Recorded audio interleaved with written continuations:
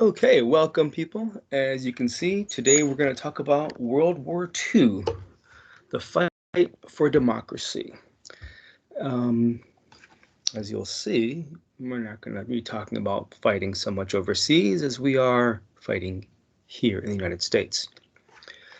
So, World War II actually begins way before the United States enters. Of course, we know that we enter in 1941 after Pearl Harbor is attacked by the Japanese. We'll get into that a little bit, but it starts way before we even get in before we even have a great interest in what's going on over there. At least from the point of view of most of the people in the United States who are just trying to live their daily lives, trying to survive the Great Depression.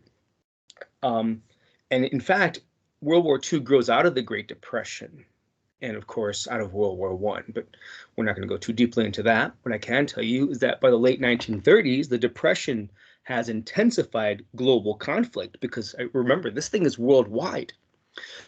And nations are struggling across the globe, and they have cut each other out of their markets. So they're trying to actually protect their own industries by placing what are called protective tariffs, right?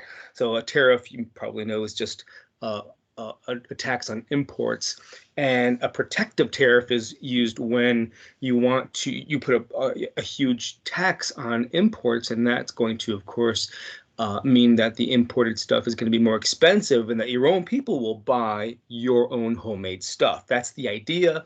It can be a problem. Point is, they have cut each other out of their markets. At the same time, they're scrambling for new markets.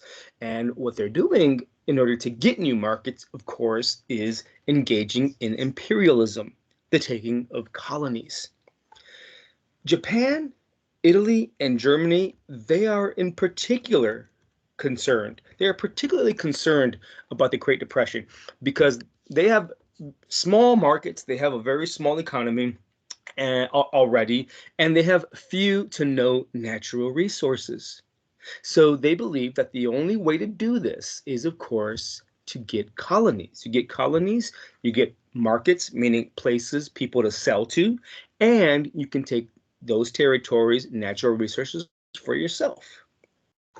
These countries, Japan, Italy, and Germany, not only are concerned about their small markets and their resources, they're also concerned about the new way of the world that comes out of World War One. After World War One, the League of Nations is created. Okay, it's kind of like the United Nations today, right? But this is kind of the precursor of the United Nations. The League of Nations is this League of Nations, just to repeat, right? It is where a bunch of nations come together and they agree that they're going to talk their differences out. It's created after World War One. It's an effort to prevent what started World War One, especially imperialism, the the use of force against other peoples, right? The extension of force outside of your own country and extended to other peoples. So the League of Nations is created. The United States, never officially join it, which is one reason it ends up being weak. But point is, this new status for the world is one supposed to be based on peace. Well, these nations, Japan, Italy, and Germany, the primary ones at least, they say, this new way of being, this new status quo, it benefits countries who have already taken stuff. It benefits countries who've already conquered others. So it benefits the United States because already by the 1930s, the United States has taken the Philippines, it's taken Hawaii, it's taken Guam, it's taken Puerto Rico, all these different kinds of territories around the world. And so the United States is one of these colonial powers, even though we always say we're not. And of course, England had for a very long time been a colonial power. And France as well was a colonial power. And so Germany and Japan and Italy, these countries that had not really gotten involved in colonialism in the way the other countries had already, for lots of reasons, right? They say, look, this new League of Nations and the spirit behind it when it comes to peace and no imperialism and no taking other people's stuff, well, that's hypocritical because it benefits you who've already taken people's stuff. It's like you taught the world how to play the game, and then you took all the goodies, and then you said the game is over.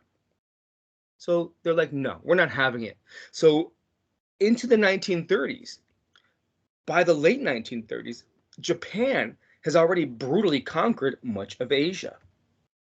As you can see in the map here, Japan there toward top center, it has conquered areas like Korea, northern China, that Manchuria area there. Later on, and this map is really from 1942. We're talking about the 1930s, right? But by the end of 1942 or so, they've already conquered all this area, you see. And it wants all of Asia. Japan does. It sees itself as the protector of Asians and the best of all Asians. So by the time the United States enters the war full force, Japan is the master of Asia. Italy, by this time, has also engaged in conquering other parts of the world. Italy there, top there, the boot, right, has already, in fact, engaged in Africa. So when you think World War II and you think Japan, you think Asia. In World War II, when you think Italy, you think Africa. Okay, so Africa has already been under attack by the Italians, who've brutally conquered parts of northern Africa. Ethiopia, Eritrea, Somalia, these are the countries there, just so you get a feel. So we see that, excuse me, these two countries are well engaged in the taking of other people's stuff. And of course, the one that we recognize perhaps the best is Germany. In the 1930s, Nazism is on the rise. In the early 1930s, he's already taken dictatorial powers, and we already know that by the late 1930s, he's involved in oppressing the Jews and others, and taking parts of Europe. By the time the United States enters in 1941, they've already taken a good portion of this map. Of course, by 1942, right, you see the 1939 or 1942 symbol right there, or lettering, you'll see that, of course, they've taken a huge, huge swath of Europe. So Japan, Asia, Italy, Africa, Germany, Europe. All of these countries are what may be called fascistic, meaning they are, and I put a bunch of points on here. You don't have to memorize them, but you should get a feel for what that is. A good feel, especially the things that I talk about. One of the things that is a marker of fascism is a very, very strong nationalism, that the nation, that is the government, the state matters more than the individual. It's a strong nationalism. My country, right or wrong, it will always do right. Along with this strong sense of nationalism is a belief in superior race theory. Because in a sense, when you talk about the nation, you're talking about a group of people, not just a land with lines around it to designate a country or a state in the international arena, but you're talking about that being run by a particular kind of person. So for the Japanese, they believe themselves to be superior to everyone. Yeah, even white people and other Japanese, other Asians, they believe themselves to be superior. And the Italians believe that they are born of this heritage from not just the Roman Empire, but the Renaissance, and they are superior as well. And of course, you have Germans thinking the same thing. So, it's interesting. They all think they're superior, but they join together, right? So a strong nationalism, racism, a very, very strong militarism, meaning this idea that you must use the military to achieve the goals of the nation, whether that means crushing any opposition inside your country, opposing parties, for example, or crushing other countries. So there's an obsession with this, and they control the media, and they always they disdain intellectualism, right? They manipulate science in toward their own ends. So all these countries share these similarities, and they all are ignoring the League of Nations by the late 1930s.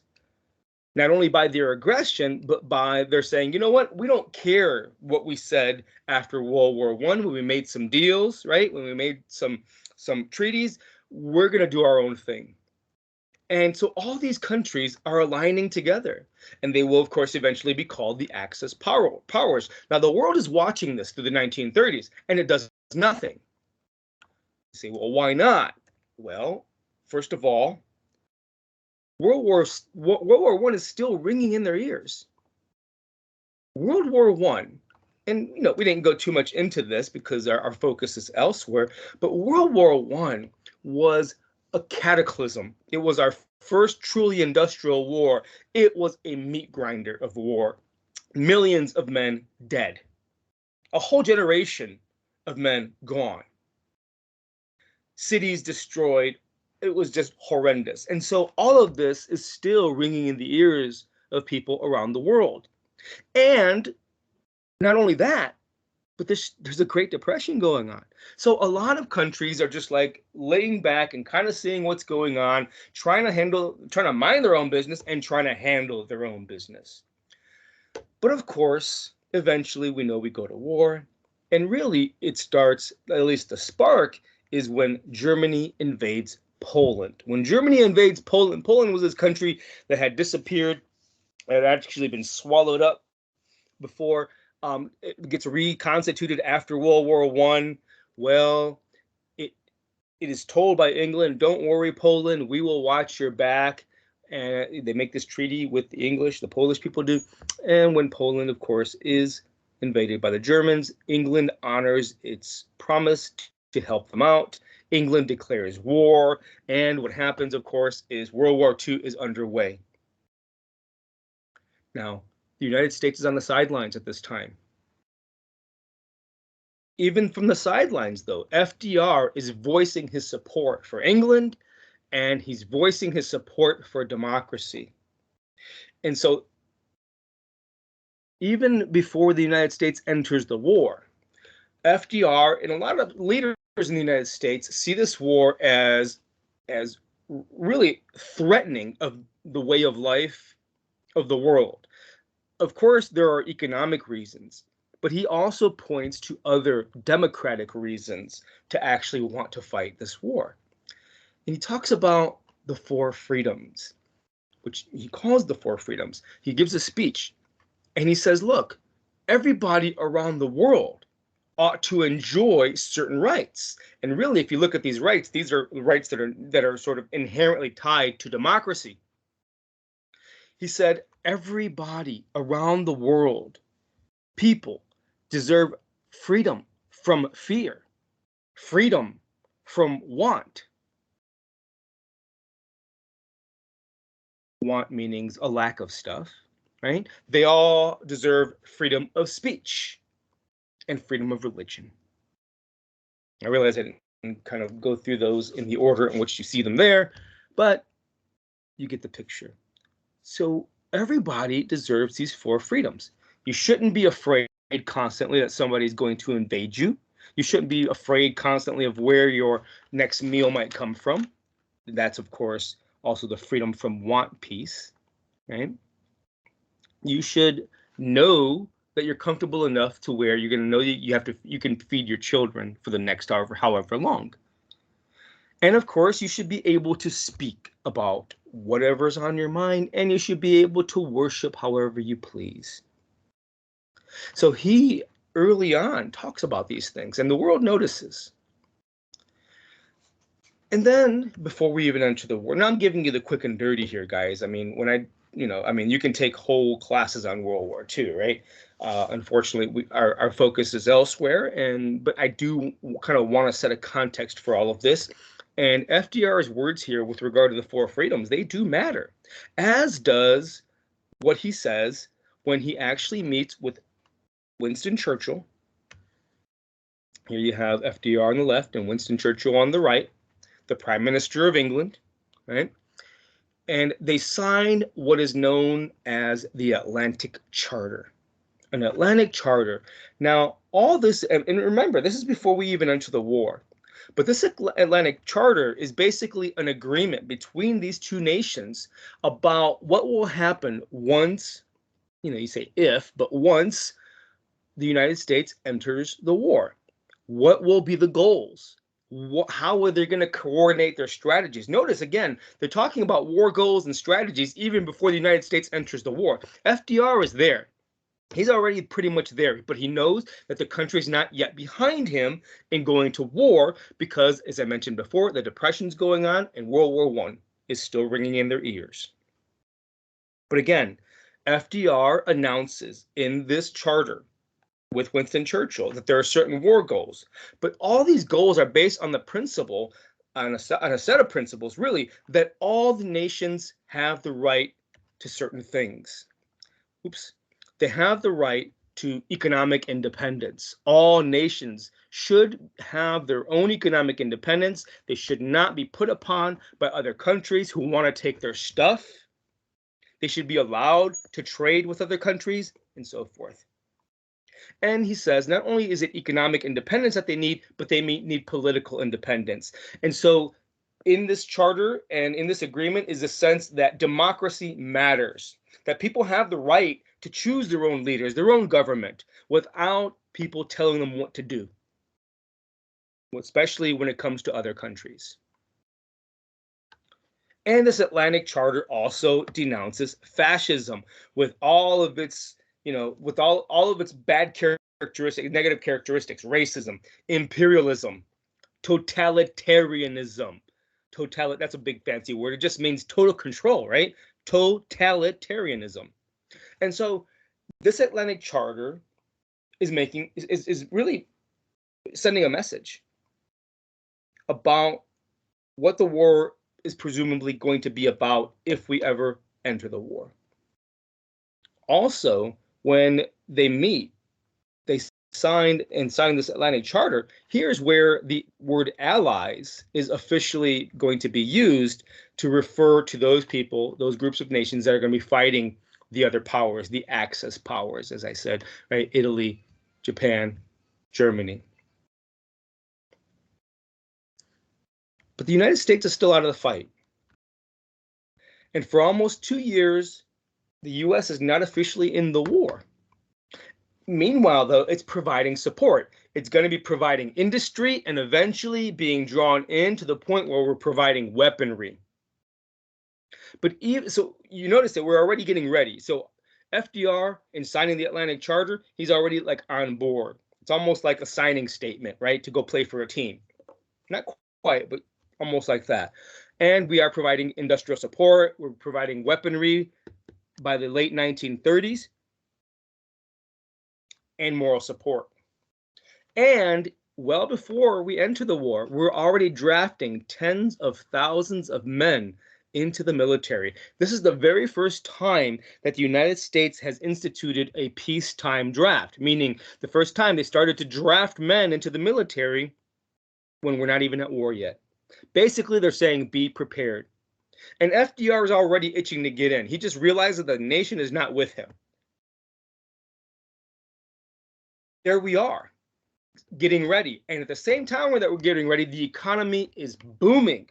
The booming wartime economy is going to change this nation. It is World War II and the need for supplies and industry that will end the Great Depression. Arms production in factories, these factories are gigantic. They're huge. And with the growth of these factories comes a boom in blue-collar work. Blue-collar meaning the guys who don't really work with, white shirt and tie on.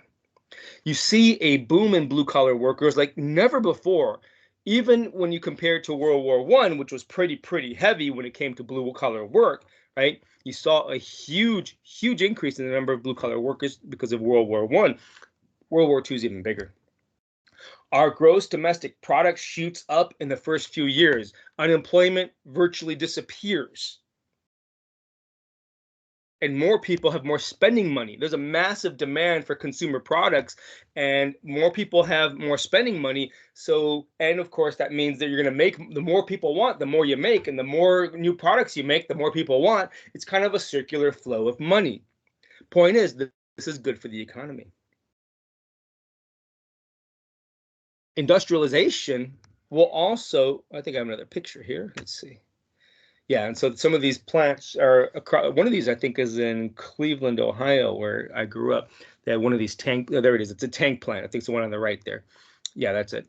And so all these Midwestern cities like Cleveland, Pittsburgh, Detroit, Chicago, they're going to see a boom in industrialization. These are going to be cities that people want to go to. So industrialization is going to cause a rapid migration to these cities. Generally the poor and some women, but a lot of people of color.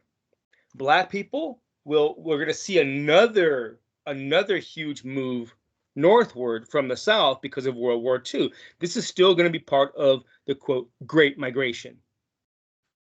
Black people are going to be moving out of the South in droves, even before the United States enters the war. In the first couple of years, like from 39 to 41, you're going to see a strong market movement.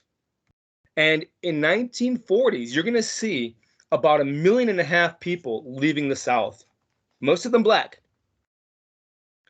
Now, Southern states are going to make this difficult for them. The South is still the South, right? And you'd think that they would want them to leave because they don't like Black people so much. At least most of them don't. But they don't want to lose a cheap labor source. So they're going to make it difficult for these people to leave. They like the fact that Black people are there only insofar as they provide a cheap labor source and they're controlled. If Black people leave the South and go to the North, from a Southern white racist segregationist point of view, they're going to go to the North and they're going to get uppity. They're going to think they're somebody. I don't want this in my country. They believe, that is, these white segregationists, interestingly enough, that they would rather have these people in the South under their thumb than in the North. So they don't want to lose this labor source. They don't want Black people to forget their place, quote unquote. And so they passed new laws that prohibit Northern agents from recruiting in their states. Because of World War II, a lot of corporations would actually send agents down to the South and say, hey, come up with us, come to our plant in Detroit, our plant in Cleveland, and sign this contract and we'll bring you up. Well, Southern states don't like that because they see their cheap labor source drifting away. And so they pass these laws to prohibit these agents from coming into their states and recruiting. Southern states are also going to enforce older laws designed to keep Black people in place. You may remember there were these laws and we call them work or jail. Work or jail, meaning you go to work or you go to jail. These laws are meant to keep Black people as farmhands or domestic servants. The idea is you need to have a job. And if the only job that's out there is a farmhand or a domestic servant, then you have to take that job. You can't be somebody who's just like, no, I'm kind of in between jobs. I want a kind of better job. I have a skill, maybe making, fixing wheels and things. I want to do that, or I'm a blacksmith. No. Doesn't matter. You don't have a job now. You go to jail. The point, of course, is to keep them in this place. So they enforce these laws more and more, these work or jail laws.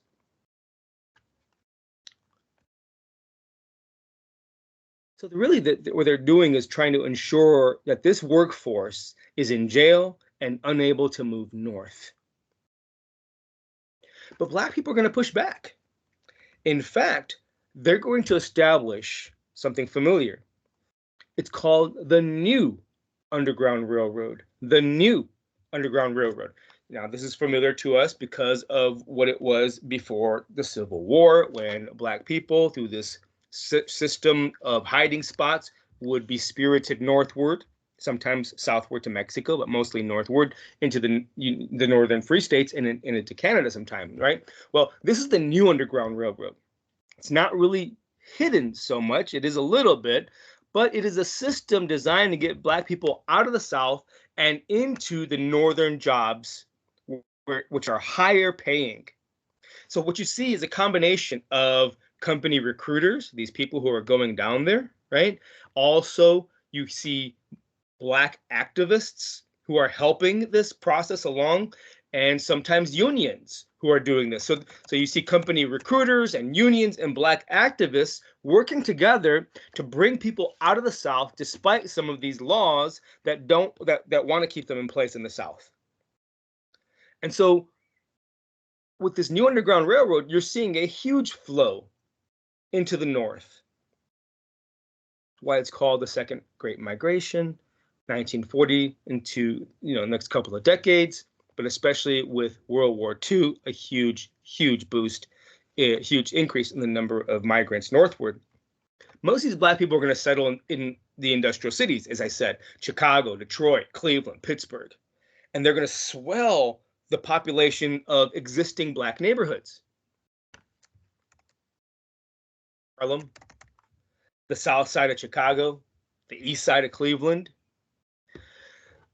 And they're going to continue to flee the South over the coming decades and flow into these neighborhoods, which is why a lot of these neighborhoods, by the time that the 60s and 70s roll around, about why a lot of these cities are going to be so segregated in the North. In the North, segregation is de facto, not de jure. And this segregation comes from the influx of people. And I mentioned this before, the influx of different kinds of people into the cities all at once. And of course, the creation of certain pockets of neighborhoods for certain kinds of people, in a sense. And all that means is that once somebody moves to a place and establishes a little community there of maybe some family members, well, more people are going to come who are like them. You see this, these immigrant streams, not just with Black folk, of course, but you see it with all kinds of immigrants from all kinds of places around the world. And you've seen this forever. The point is, these people are going to flow into the North and swell up these cities. And everywhere they go, they're going to continue to build their space outside the South. And they're going to engage in industrial work in these cities across the Midwest. And they're going to have work that they never would have had otherwise in the South. Even World War I does not compare to the kind of changes that we're seeing with World War II. In World War II, you're seeing even women involved in jobs that are part of the defense industry. You didn't really see that in World War I. In World War I, you did see an influx of people northward, right? But you didn't see a lot of them actually working in factories or metal shops and things like that. Now, during World War II, you will see a lot. You will see that. You will see it. Now, a lot of people would wish, of course, it'd be more, because in a lot of these workspaces, Black people are relegated, meaning kind of left down below, relegated to the lower level jobs. Most of these people are going to work in foundries, that's like metal working factories. They're going to work in steel mills. Some of them are going to work in shipbuilding and aircraft. They're going to do all kinds of jobs. Most are going to be unskilled, but many will be skilled, like these people you see here who are welding. Generally, though, they will be even if they're skilled, they're going to be treated worse than white workers. Their pay is going to be lower. Their working conditions are going to be poorer. Still, they are much better off than the life that they left behind in the South, where men were pretty much just farmhands and women domestic servants. So World War II changes everything for tens of thousands of Black folk who are moving northward. This boom in industrialization causes a boom in Black migration. This boom in Black migration causes, it really gives greater opportunity and a higher style of living for most Black folks relative to what they found back home, for sure.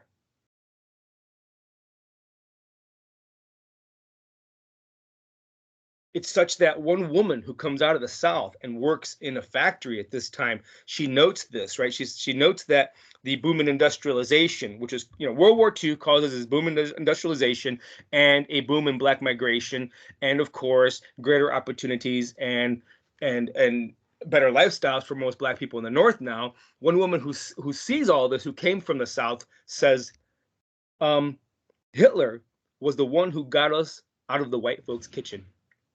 Hitler got us out of the white folks' kitchen.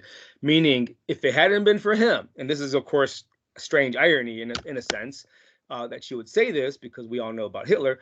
But she said basically, if it hadn't been for this war, which really was started by Hitler, right, then we would not have been here working these jobs.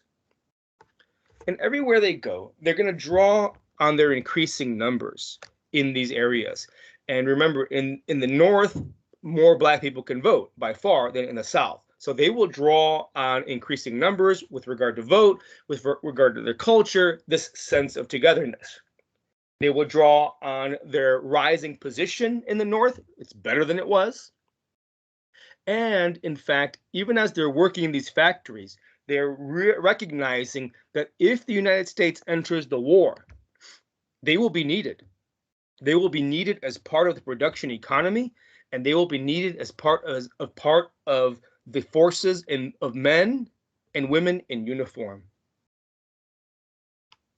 And so because of this rising sense of empowerment, I suppose, now it's easy to make a lot out of this. We got to be careful. We're talking about relative, right? Relative to what they had, but they see themselves rising. They're going to make demands. They're going to call on government officials to make changes. Even before the war, even before we enter the war, they're asking the government to make changes that they see coming that are necessary for them. So I'll just give you a couple examples. In 1938, a guy named Charles Hamilton Houston. Do you remember him? Who was Charles Hamilton Houston? Go look back. Anyway, he writes a letter of warning to military leaders. As war seems to be approaching, he writes this letter and he says, if the United States goes to war, Black men will not be content with the jobs they had in World War I, when they were peeling potatoes and cleaning stuff, carrying stuff, training for almost nothing. So he's saying, watch out, guys, things are changing. Because if you do this again, it's going to mismatch, in a sense, what we believe we are to this nation. So it's a cautionary tale. And a lot of Black people a lot of Black people remember the lessons of World War I. Some of these people don't even want anything to do with defending the nation. Some admire the Japanese. They say, hey, I get it.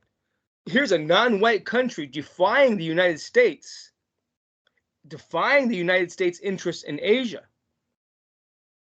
Because even before Japan bombs Pearl Harbor, we're already getting into their business over there. We'll talk a little bit about that in a moment. The point is, the Japanese are not backing down from anybody. So here's my point is, it's a caution. His letter's a cautionary tale because he's saying you need to include these people because some of them have not felt included all along. And some of them may not even want to fight for you if asked. So you have to begin to include them more than you have.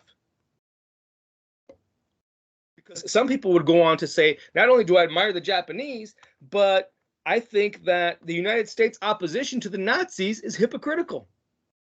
How is it that the United States can look to the Nazis in fear when the Nazis are actually doing what they're doing to Jews and others? How is that different from what you've done here in the United States to Native peoples, to Black people? There's a strong history of racial and long history of racial violence in this country. The eugenics movement that Hitler is actually drawing upon really began in the United States. We talked about this. This desire to wipe out the lesser peoples. Well, Hitler, in large part, draws on that eugenics movement, which was very popular in the 1920s and 30s in the United States. And by the way, which in the United States, because of Hitler, dies away eventually because of the horrors of the Nazi Holocaust and what the Japanese did and what all these people did. We back off of this whole eugenics movement into the 1940s. The point is, as war approaches, a lot of Black people, and not just Black people, but others say, how is it that the United States wants to oppose what the Nazis are doing when they've done a lot of similar stuff? But a lot of people aren't really buying that, right? They say there's something different. And it's not just that. So let's not get into comparing, holocausts. But the thing is, most Black people embrace the truth as it is told by a guy named Joe Louis. Joe Louis is heavyweight champion of the world. At this time, they call him the Brown Bomber. He's famous among Black people. I mean, that's their guy. I mean, why wouldn't? I mean, here's a man who is beating all kinds of dudes of all colors. When Joe Louis is asked whether Black men should serve, he says, "Look, I know the United States had its problems, but Hitler ain't gonna fix them." So what he's saying is that, yeah, we have our issues here. However, what is the worst case scenario? It's going to get worse if, in fact, Hitler wins, if, in fact, the Japanese win, the Italians win, because these are nations that are built upon a strong sense of racialized nationalism. Joe Louis is later going to serve in the U.S. Army. He's not going to serve on the front lines, but he will go there in uniform. He will give these motivational speeches to the troops. He'll give boxing exhibition matches. And really, he's going to become the sort of poster boy for recruitment into the U.S. military. The point is that the letter by Houston is a cautionary tale. And all of this that you see is a cautionary tale because there's division among people in the United States. Some Black people are telling other Black people, no, this is not our fight. And so FDR realizes that this division can hinder the war effort when it comes. He's aware that it's not good for the country. It may not even be good for him when it comes to his reelection. You see, because remember, the Democratic Party is starting to draw Black people into it because of FDR. He already sees himself as sort of being on the pathway to take the United States onto the pathway of war, and he does not want to alienate a lot of Black people who believe the United States should stay out of it. And Black people aren't the only ones who believe we should stay out of it. Other people believe they should stay out of it as well, but they have their own reasons. The point is, the nation is not it's not unified on this idea of the United States going to war.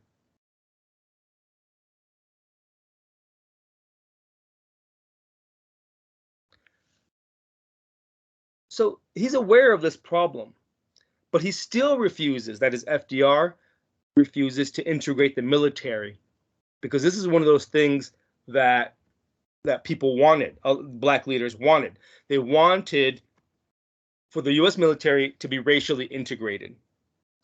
FDR says no, because integration would mean low morale in the ranks, because it will mean infighting, Black on white. White soldiers won't have it. There will be increased tensions. And therefore, you cannot have U.S. soldier fighting against U.S. soldier. So we must keep them apart. A low morale among the troops means weaker fighting forces.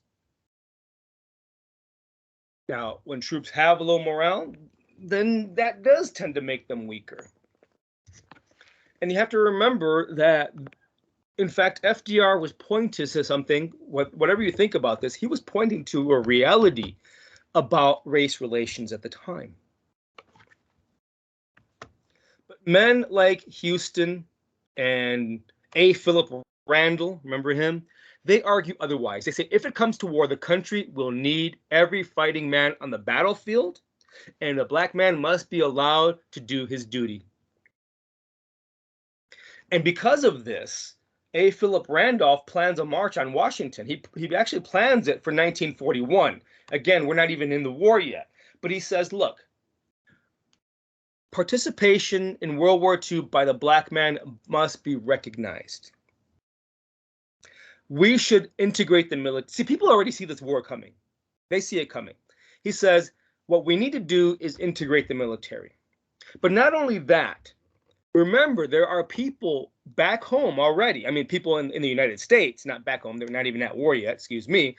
But not only will we need an integrated military, and a sense of equality among the military. But people who are working, black workers who are supporting the war effort, also deserve to be treated equally, equal pay. So they want an integrated military and equal pay for black workers on the home front.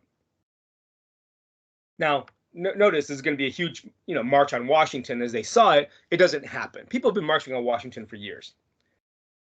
It's called off, though, because FDR caves in and he signs an executive order.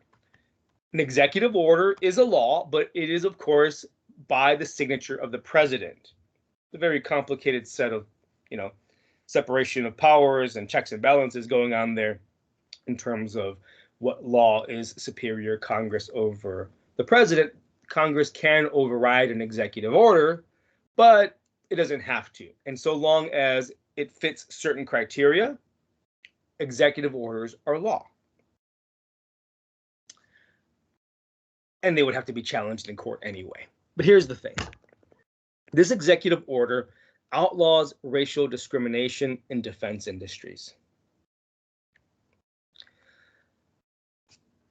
So it says any defense industry, any factory that has dealings with the federal government, a federal contract, right? If you're making tanks for us, if you're making bullets for us, because remember, these are private companies, right? But if you are making stuff for us, because during this war, by the way,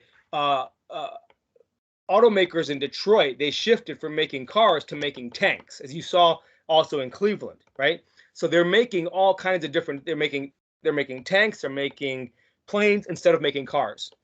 Because they are tied to the federal defense industry, these factories must actually no longer discriminate on the basis of race. And it is backed up by a new federal agency. So he creates a new federal agency. It's called the Federal Employment Practices Commission. The Federal Employment Practices Commission, though, is going to be kind of toothless for a little while. But here's the thing. FDR signs this executive order because he knows that the march that was being planned seemed to be very popular among black folk. He was listening to people like Mary McLeod Bethune. You remember this woman? She was friends with Eleanor Roosevelt. So he's still got that black cabinet. So he's listening to black leaders, and they tell him, you better do something about this because people are going to be unhappy. They're going to march on Washington, and they're gonna maybe convince enough black people that they don't need to go fight if in fact we need to. It would be a nightmare, public relations nightmare, a political nightmare, and down the road maybe even a defense nightmare. In fact, think about it this way: the Axis powers would if FDR continued to allow racial discrimination, and he kind of does still even after this, but if he's open about it, the United States is open about its discrimination of people of color, then that allows the Axis powers to call them hypocrites. Because Axis powers are all about superior race stuff, right? These fascist powers, and they could say, well, I mean, who are you to tell me, right, that I can't do what I want with my people inside my own borders? Look how you treat black people. So the Axis powers are watching. Black voters are watching. And they had just, as I said, begun to vote Democratic. So FDR signs his executive order. Now, it's not always going to be enforced, but black people are feeling better about their place in the nation. And the sense of hope, the sense of belonging, will in fact get a huge boost on December 7th, 1941, when U.S. entry into World War II will change everything. We know that it begins with Pearl Harbor. But why did the United States get bombed? We know that we enter Pearl Harbor when the Japanese bomb we enter World War II when the Japanese bomb Pearl Harbor. Why did the Japanese bomb Pearl Harbor? It's not something that a lot of my students readily recognize, and I don't want to go I don't want to go too deeply into it, but it's worth talking about. I don't know how you all are taught that, people who are listening to this, but a lot of my students here, and even myself growing up, I never really understood, I never got an answer that made sense in terms of why Japan bombed Pearl Harbor. My sense, and I'm a lot older than most of my students, like a lot older. I came up in this time when my sense coming out of school was, well, we just assumed they were bad. I don't know. We didn't really talk about it that much, but in fact, the Japanese had seen Asia as its sphere of influence, and it was actually moving into southern parts of Asia. Well, the United States didn't like that they were, in fact, taking other parts of Asia. So the question is, why did we care? Well, like a lot of things, it comes down to the economy. We did not like the fact that the Japanese were actually all embedded throughout China. We had wanted China for a long time, not to take it outright, but to deal with China as a trading partner because it has so many people to sell stuff to. It has a huge market. Well, the Japanese are controlling it. Meanwhile, the Italians are controlling Northern Africa, and the Europeans are being controlled by the Germans, you see. And so we are afraid that we will be cut out of all these markets. Well, we tell the Japanese to get out of China, and they're like, no. By the way, we at this time are already in the Philippines. We control the Philippines since about 1900. So we have interests over there. We tell them to get out of China. We tell them to get out of Indochina, which is today the countries of Vietnam, Laos, Cambodia, just so you kind of get a feel. This is Asia, really is what you need to know. We didn't like what they were doing in Asia.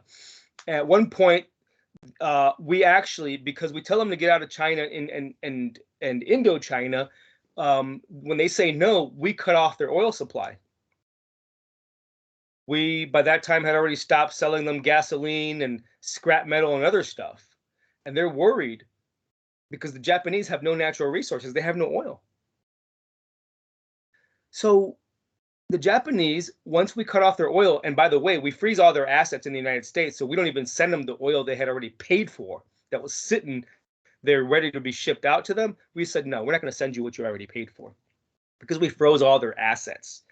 Point is, Japan is taking this not just personally, but as an act of war. The Japanese are like, man, you're getting in our business. The Japanese then decide that they're going to pick up oil from just this area up here by, it's kind of hard to describe on the map. It's what is today called Indonesia, just north of Australia there. You don't have to worry about it specifically. There's a lot of oil in those islands just northwest of Australia, and it was owned by the Dutch at the time, by the way. Well, they decide they're going to invade that and take the oil there. But they decide that, you know what, these people in the United States, they keep getting on our backs. If we come down there and take that oil, they're going to attack us from Hawaii. The best thing to do is to attack Hawaii first and then take the oil. So when the Japanese attack Hawaii, they did so because, in a sense, they felt like they were already at war with the United States. Nothing had been declared, but the United States had actually made it difficult for them to prosecute the war that they wanted to prosecute. They believed that their war machine will grind to a halt, literally, because they have no oil. And they also thought that the United States, because it was getting so much in their business, they thought the United States would actually intervene militarily if, in fact, the Japanese went into these islands here and took the oil. But I think they miscalculated. They made a mistake. I don't think that people in the United States would have supported a military war, a military action against the Japanese just because they took somebody else's oil. But they certainly would jump up when they get stung in Hawaii. So things are a lot more complicated when it comes to why the United States entered the war. Pearl Harbor. Why was Pearl Harbor attacked by the Japanese? Well, there's a whole story behind that, right? And it's a story that really escaped me when I was coming up. Maybe you already knew this. I don't know. Anyway, point is, Japan attacks Hawaii. By the way, it also attacks the Philippines because the Philippines are part of the United States at this time. But they take that. They attack Hawaii. They kill several thousand military men and women, wound hundreds more.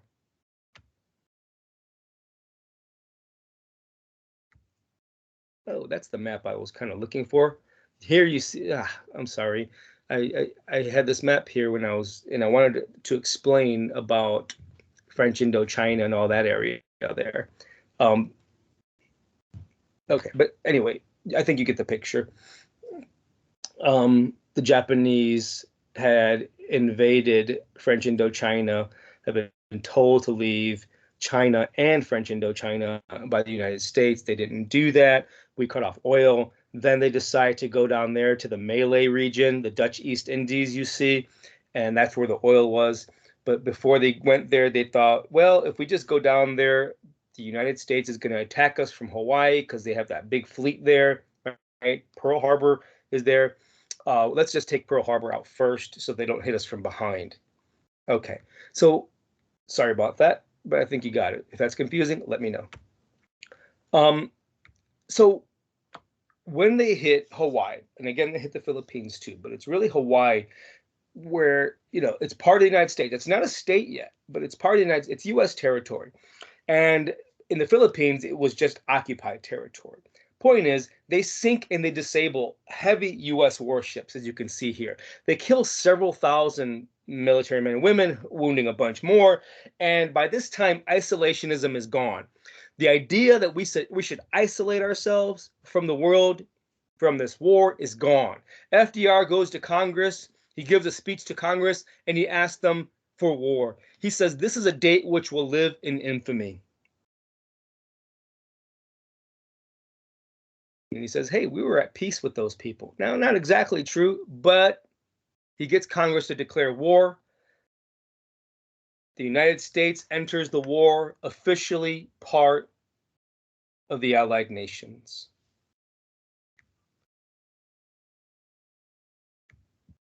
And he calls on the nation to remember Pearl Harbor. To revenge, and leaders are calling across the country. Lots of people are calling for revenge on the Japanese. Once this happens, once Pearl Harbor is bombed, isolationism is gone. Recruiting stations into the military are full across the country. There are lines out the door and around the corner and down the street. You see people just signing up to volunteer. Black men volunteer.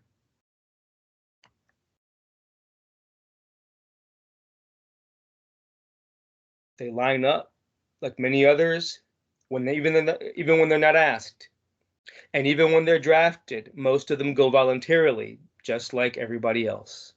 And they're embracing their place in the nation, and they're embracing their duty. And once the United States enters the war, Black leaders will see an opportunity.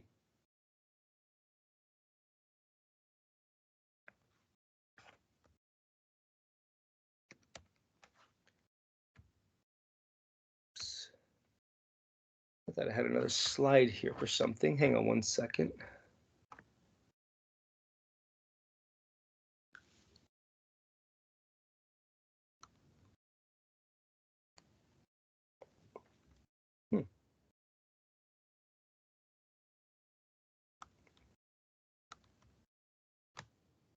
Okay. Maybe not. So once the United States enters war, men like Philip Randolph, this Black leader, he will see an opportunity. He writes an article right after Pearl Harbor where he says, democracy is at stake. Democracy is at stake abroad, around the world, for sure, but democracy is also at stake here at home. He says that winning this war is the duty of Black people as well as everybody else in the country. It is your duty as a Black person to stand up and be counted here. but he says it's a duty of yours to fight for democracy around the world, and it is an opportunity to fight for democracy here. And a lot of other people echo this statement. A lot of Black leaders urge Black people move past the letdown that you had from World War I, when you went and you supported, and then you didn't get much out of it. Don't look to the past, look forward. You should be as all other, quote, Americans are now. Rally to war. And they're assuring the Black people that the Black community that this fight will pay off at home. And they will remind them, hey, the plight of the Jews under the Nazis is like that of the Black people here in the South. Our fight here can be won over there. They're intimately linked, you see. So as the war grinds on, Black people will embrace their growing sense of Americanness. They will draw on the fact that Black men and women are serving. They will be prideful of that. Tens of thousands of Black men were drafted or volunteered, and they're out there. And a few of them by now are being honored as heroes. And in fact, from the very first day, there were Black men who were honored as heroes. For example, this guy here, O.B. Barrett, as you see on the left. He got injured at Pearl Harbor, loses an arm. But later on, he still works in the defense industry. So look at that poster there. Also, more famous is a guy named Dory Miller. If you've ever seen the movie Pearl Harbor, I don't know how old that thing is now, 15, 20 years old maybe. It's got Matt Damon, Ben Affleck, and I don't remember who else. It's been years. I sort of did a memory wash on it. But you will see even his character. I think it's played by Cuba Gooding Jr., who was a big actor back in the 1990s. Some of you maybe never heard of him. I don't know. But Dory Miller was a real life person. This guy was a member of he was stationed on one of these ships. He was in fact a naval enlisted man, meaning just a grunt, right? And he was working in the kitchen. Remember, and I'll talk about this in a little bit, but black men in the Navy, all they really did was work the kitchen duty or the porting duty, carrying supplies. And they were either cooks or bus boys or whatever in the mess halls. He was one of them. When the Japanese bomb Pearl Harbor, rather than running away, hiding under a table or whatever, who knows, he actually jumps up on top of one of these ships and mans one of these, I think it was like a 50 caliber machine gun. He gets up behind it and he starts firing away at the Japanese. So this man who, under ordinary circumstances, would never have been allowed to fight this way, in an emergency, he does it himself. And others will also fight bravely when given the chance. And Black people point to this, like the Tuskegee Airmen. And they made a movie out of this. It's called Red Tails, and I've never seen it, but my students tell me it's good. I don't know. The Tuskegee Airmen. This is an all-Black squadron. It's the 99th Fighter Squadron. They're part of the Army Air Corps. Nearly 1,000 pilots. Some of them are actually from the Caribbean, like Haiti and Trinidad, Dominican Republic, where they have Black populations, French Black, Spanish Black populations. Anyway, they're considered Black. And so nearly 1,000 Black pilots actually train. And they're the first Black squadron ever in the U.S. military, and the first to deploy overseas. And they're pretty tough. By 1943, they are winning praise for their fighting over Italy against German fighters. Then you have, and these are notable examples, you have the Black Panthers, which was not just a group of angry young people in the 1960s. We'll get to that later. But these were actually a battalion of Black men, a tank battalion of Black men. And they are going to help break the siege of Italy. They're going to break through Italy in 1944 later on. So meanwhile that this is happening, right, Black people are looking at this and thinking, you know, we're part of this. We're in the game. And it's not just Black men who are serving. Black women are serving in the WACs, the Women's Army Corps. The Women's Army Corps, these are women who are engaged in non-combat positions. They're basically support positions, right? Some 7,000 Black women volunteer. Most of the Women Army Corps are white, but a lot of Black women volunteer. And so Black people will celebrate the contributions of these men and women. They will see them as role models, heroes, trailblazers into U.S. society. Here we have people on the front, on the front, you must accept us now. And behind all of this, and maybe because of this, you're going to maybe because here's the thing. They're tying all of this to the rhetoric of war. You got to understand it's the very character of the enemy that they're fighting that gives them greater legitimacy. Their aspirations, their hopes, their dreams for inclusion, the fact that we are fighting fascism means that their inclusion in the fighting forces has a particular message to it. Remember, fascism is about racism, ethnocentrism. Ethnocentrism is just this sense that your ethnicity or community, your culture is better than others. And what we say we're fighting against is fascism with its racist, ethnocentric ideologies and the killing of people based on those. We say we're fighting against that, and we're fighting against totalitarianism. We're fighting for democracy. So if we're fighting against racism and ethnocentrism, against the killing of people because of who they are, and we're fighting for democracy, then we have to ask ourselves, who are we really? Because even before the war started, FDR had said, we are the arsenal of democracy. Even before we enter the war, I should say. We are the arsenal of democracy. He had encouraged people to participate in war industries by saying, we are defending democracy around the world. Now, for people, it's much more real. And for Black people in particular, they're going to have new ammunition against people who don't want to include them. Because we're fighting against fascism. It's much more real now. See, World War II will put up a mirror to the United States, and the United States will have to look into it and decide who it is. Are you fighting against fascism with all of that entails?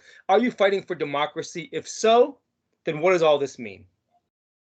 So Black people are seeing an opportunity for inclusion. They also know they cannot be thought to be disloyal, right? So if you already are considered perhaps not fully, quote, American, whenever you do not jump on the bandwagon that everybody else is jumping on, you're going to be considered disloyal. Sometimes it doesn't even take that. You have to understand, and you probably know this, the Japanese during World War II, Japanese Americans, even US citizens who are not suspected of doing anything are going to be placed in concentration camps around the West in the United States. More than 100,000 Japanese people, just because of their race, are thrown into concentration camps. Now, a lot of people don't like that term concentration camp being used to actually describe what happens. They say internment. No. That's crap. Because the reason that these Japanese people are put into these areas is because the United States doesn't trust them because they're Japanese. Just by dint of their blood, just because of their bloodlines, they're not trusted. So they need to watch them. What's the best way to watch them? Concentrate them in one area. That's what a concentration camp is. It concentrates people in one area. And the Supreme Court okays this. This case actually goes up to the Supreme Court. Eventually, one man, his name was Fred Korematsu.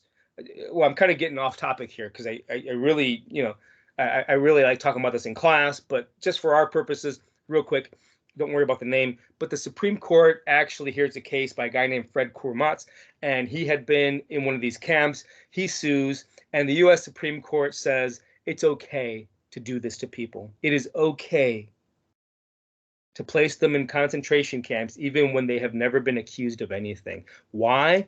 They called it military necessity. Military necessity. And by the way, that Supreme Court case has never been overturned by the Supreme Court. It's still considered to be good law. In fact, after 9/11, a lot of people who actually voiced a lot of anti-Arab, anti-Muslim sentiment had said, hey, we did this once to the Japanese, let's do this again to the Arabs and Muslims. It's a good thing we didn't do that. Point is, we have history of this. And again, Black people, even though they have real aspirations of themselves, a lot of them recognize that they have to actually walk the walk and talk the talk. Otherwise, they may be considered disloyal. But they're using this whole thing to their advantage, you see, this whole fight for democracy. They're going to use it to embrace a new campaign for inclusion, one that's not too radical, but uses the rhetoric and the importance of the moment in their favor. What do I mean? It's called the WWII campaign. This is a campaign that begins among Black people, and later on Mexican people, by the way, because it spreads, and other people of color. But what they say is they want two victories here. We are fighting in this war and supporting this war back home because we want a victory over the Axis powers. We want a victory over fascism abroad and all that nastiness that comes with it. But we also want victory at home. We want victory over racism and discrimination. So there's a double victory here: victory over fascism abroad and victory here at home. And this is a near perfect blending of messages. The fight, it's almost like saying that the fight for rights is patriotic. My fight for my rights here in my hometown is in fact reminiscent of my sons fighting over there against the Nazis. So fighting for rights is patriotic. Fighting for Black rights equals patriotism. So they're able to say, we embrace democracy. We love the fight for democracy. But the fight for democracy means if you're going to fight for democracy, you have to fight for democracy everywhere. Otherwise, what you're saying means nothing. So it's a brilliant campaign. Who are you to actually, if you fight against my rights here at home, then you're fighting against democracy. That would be very hypocritical of you. Again, this is putting a mirror up to the United States. Who are you? And this campaign was actually begun by a newspaper man at the Pittsburgh Courier. This as you can see at the bottom there, the attribution, the Pittsburgh Courier. It starts in 1942. It's one of many Black newspapers that had continued to act as the center for the Black community, the touchstone for the Black community. Black newspapers at this time are going to see a boom in readership during the war. That tells us when Black people are paying attention. They're paying attention to the war. They're paying attention to what it may mean for them at home. Black newspapers had for a very long time been an institution within the Black community. They had for a very long time reminded them of the reality of Blackness in the country and their rights. Now they're doing the same thing. They're reminding them of the reality of Blackness in the country and comparing Nazism to the treatment of Black people in the South. But they're also saying you have more rights than you think, but you also have more responsibilities than you think. It is not just your right to be included, that comes with responsibilities. And those responsibilities come with possibilities. So it's not just that we tell you about the reality of Blackness in the country. We can tell you that you deserve stuff, but with stuff comes a duty, and those duties can actually get you more. So they're making this argument to black people, and they're continuing to inform black people of the continuing struggle at home. And they also send foreign correspondents to go and talk to black troops wherever they are deployed.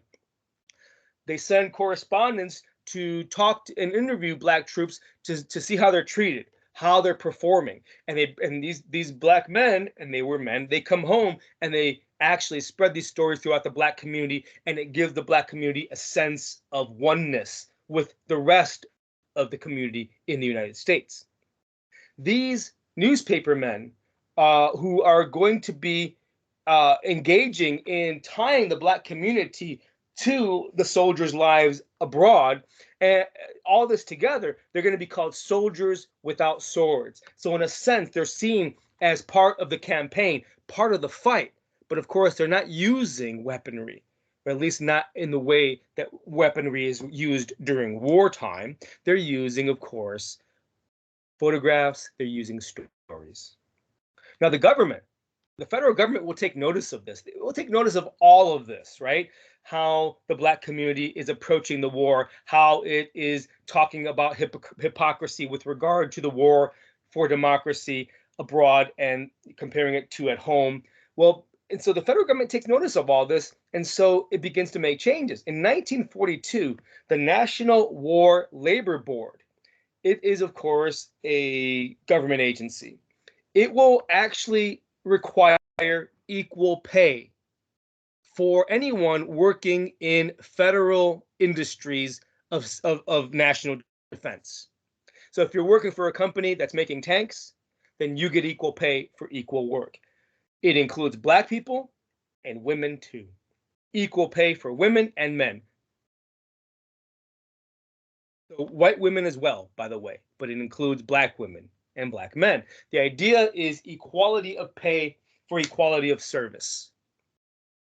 Now, the head of this National War Labor Board says this when he signs off on this.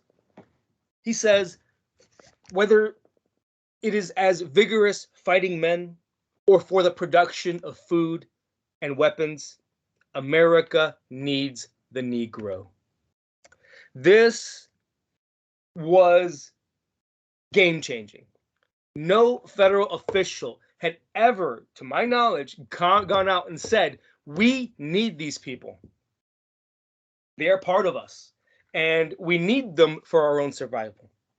He goes on to say that signing this into law, this equal pay law, is a test of our sincerity.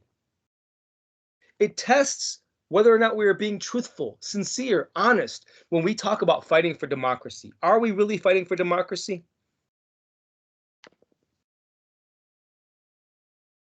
So here's a massive change. All of this, of course, reflects Black people's own embrace of the moment.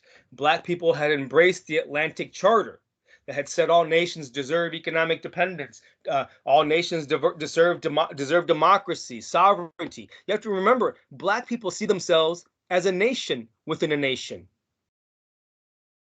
So they believe that because they are a nation within a nation, and because the Atlantic Charter says that all nations deserve certain things, that they too deserve it, especially because FDR signed it. They feel like they're a nation within, and now how could they feel otherwise, right? Given this history, they'd always been put to the side. So they draw on the Atlantic Charter. They draw, of course, on the four freedoms that echoed all the sentiments in the Atlantic Charter. Talked about self-determination and agency for peoples. All of these sentiments are being embraced by millions of people around the world, by the way. And so people around the world embrace this idea of nations doing for themselves, which is why World War II also sees a spark in revolutions against colonial oppression in places like Africa and Asia. All these social and political movements around the world are also going to be mirrored in the Black rights movement in the United States. After World War II, you will see all kinds of communities of people pushing back against oppression. You will see it You will see colonized countries in Africa and Asia push back against European colonizers and others, and you're going to see people in the United States push back against their second-class citizenship. And this comes from World War II. At least it doesn't necessarily come, I mean, you see a huge change there. It's a watershed moment, a very, very important time in our history with regard to civil rights, World War II. And so all these sentiments are being embraced, or at least accepted by many people in the United States as well. And nobody likes to be called a hypocrite. And so people are starting to wake up a little bit. Now we can't go too far with this because there's going to be a huge backlash. But people are paying attention. And by the 1940s, Black people are better organized, and the NAACP is leading the way. And the Black struggle for inclusion is going to already have allies. As we've said, we have seen Eleanor Roosevelt be an ally, unions, some of them, not all of them, the CIO, Congress of Industrial Organizations, right? The CIO will be an ally. And a lot of people in the United States recognize the various contributions that Black people are making to the war and to the nation. So World War II is going to give fuel to Black people's struggle for inclusion, Black people's struggle for political strength.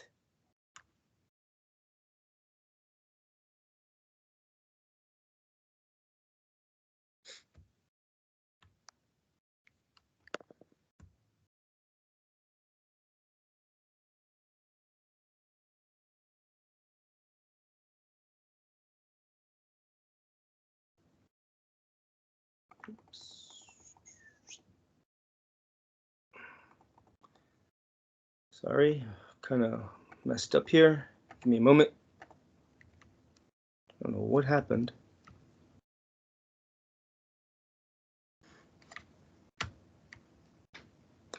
Okay, there. Okay, almost there.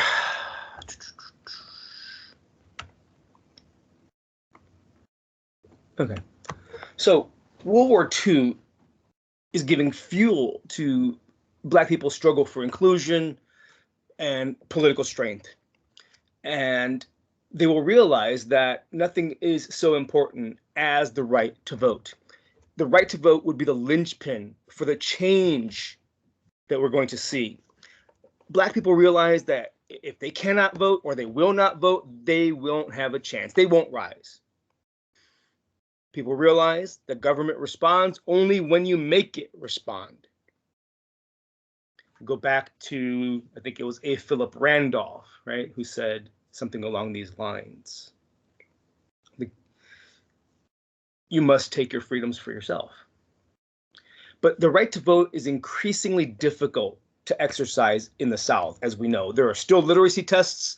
There are still poll taxes in place. And of course, we have something called the white primary. The white primary is, well, here's the thing. We know that when it comes to presidential elections, there is a primary election, and then there's the general election. In the primary elections, each party chooses its guy, today, whoever, right? But at the time, its guy, right, to actually represent it in the general presidential election. These are primaries. Well, back in the day, back at this time, Southern states had established what was known as a white primary, which meant that the Democratic Party would not allow anyone else to vote in this primary unless they were white. That's why it's called a white primary. So this is going to be challenged, and I'll flesh this out just a little bit more so you understand the white primary. It's going to be challenged in a very important Supreme Court case that happens in 1944. And it's going to actually bring the vote closer to the grasp of most Black people in the country. Southern states had for a long time adopted the white primary. I keep doing that, and I'm sorry. Which involved the exclusion of all black voters from the Democratic Party. Remember, the Democratic Party at the time is the party in the South. It rules, much like the Republican Party today. It rules. We know that in the South, the Democratic candidate would always win the general election in the South. The Democratic candidate would always take the Southern states. Okay, if black people cannot choose the Democratic candidate because they're not allowed to participate in the primary, they can't choose their president. They can't choose who they want for president. So a black man sues the state of Texas because its election laws allowed this whole process. The state of Texas's election laws allow the Democratic Party to keep black people out of the primary election. The Supreme Court in Smith v. Allwright says this white primary is unconstitutional. The state's approval of this setup, of this procedure, violates the 14th Amendment. More specifically, it violates the Equal Protection Clause of the 14th Amendment. And the significance of this ruling is that it applies to all such primaries in the South, because Texas wasn't the only one. What the Supreme Court is saying is that states cannot allow their elections to be run in this way because effectively what they're doing is eliminating the black vote. Because if black people cannot vote in the primary for their party, then they can't choose the president. Of course, at this time, because of the white primaries, as we've seen, and because of what the Democratic Party, under FDR was starting to do, specifically FDR, what he was starting to do, you're starting to see, as we've noted before, a lot of black folk actually flowing into the Democratic Party, leaving the Republican Party. And so the impact of Allwright is going to be far-reaching. It's going to invigorate the voter rights movement. It's going to encourage black leaders from the southern states to come together. In fact, just after this ruling in 1944, black leaders form a very important league called the National Progressive Voters League. This league will launch voter registration drives in the South for the primaries. It will coordinate voting efforts in southern states at the local level. So it's the idea that all politics are local. So you need to actually need to engage in what is called retail politics. Retail meaning at the level that people vote. It's good to have these far-reaching, overarching sorts of ideas and processes and procedures in place, but you actually need to get to the people in order for there to be a difference made. So, for example, unions like the CIO engage in voter drives. These unions will send white and black representatives into black areas of the South, pushing for voter registration. They're creating also, these unions, by the way, funds for payment of poll taxes. So what does this mean? It means that even if you're a poor black person in the South and you could not ordinarily afford to vote because of the poll tax, well, here comes someone to pay it for you. Now, they only have so much money, so they can't pay for everybody, so there's still going to be people left out, but this is a step in the right direction. By 1944, poll taxes are less of a problem. They're still there, but they are less of a problem only because of what people are doing to pay the poll tax on behalf of these people. Of course, the problem of different treatment and the fact that it affects black people, the poll tax generally, and that it's still on the books, that problem will be hammered out later. We'll get back to that. Point is, by 1944, voting registration among black people is rising. The Smith v. Allwright decision, of course, has a huge impact on this, but also World War II generally, because it energizes people in the ways that we've talked about. In fact, by 1944, black men are forming their own branch of the Democratic Party. They call it the Progressive Democratic Party, and it starts in South Carolina. The Progressive Democratic Party. This is a wing of the Democratic Party that is dedicated, it is run by, and of course dedicated to the black voter.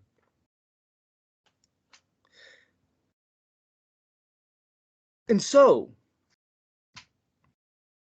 in 1944, in fact, the Progressive Democratic Party of South Carolina sends delegates to the Democratic National Convention of 1944.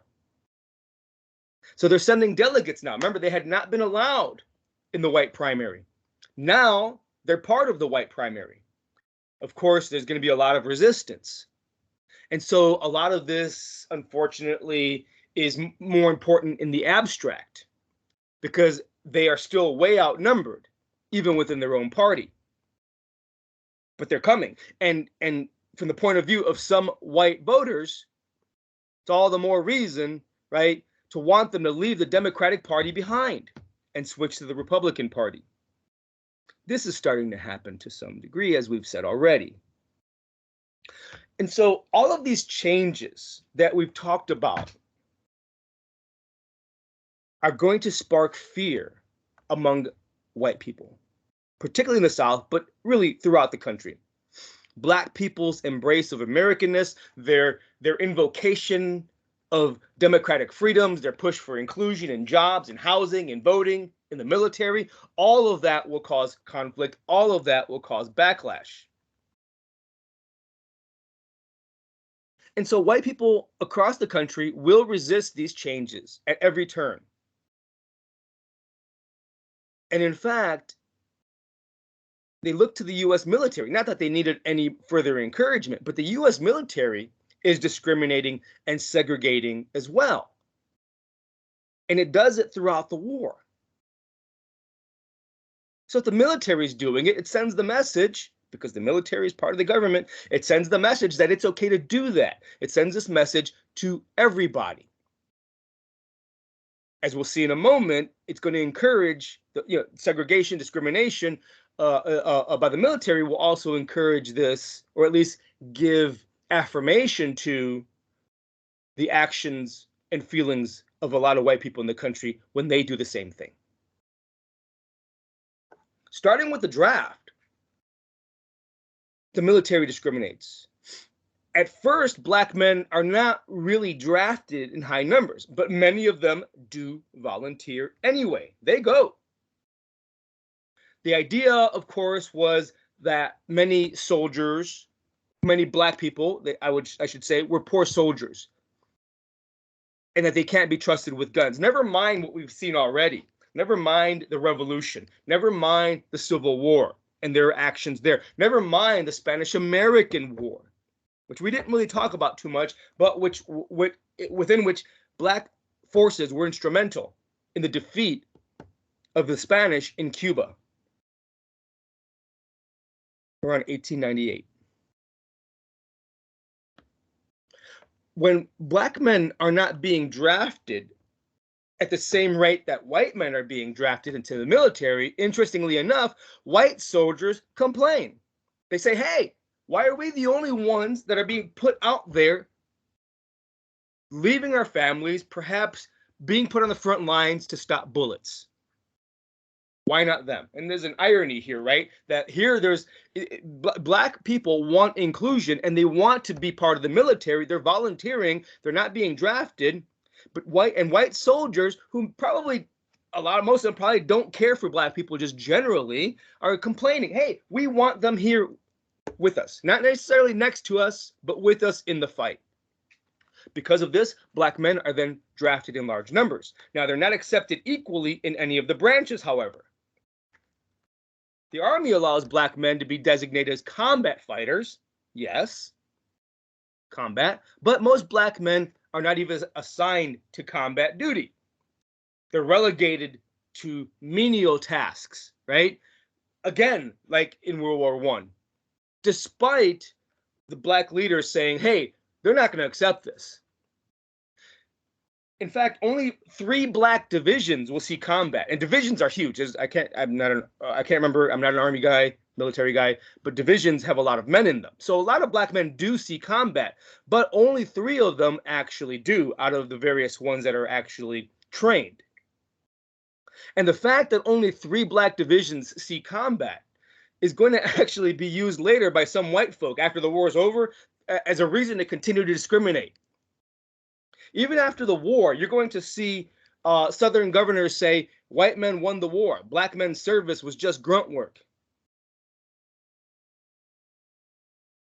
But denied the right to fight, black men are going to find it hard to convince many whites that they contributed to the victory. I mean, what do you expect? If you don't give people a chance, then you can actually say, well, you didn't do anything. Well, you never gave me a chance, you can say, but the reality is there. But of course, as we've seen, black men do contribute, as you know, like as we talked about the Tuskegee Airmen, the Black Panthers. Black women in the WWII, the Women's Army Corps, are also relegated to menial tasks.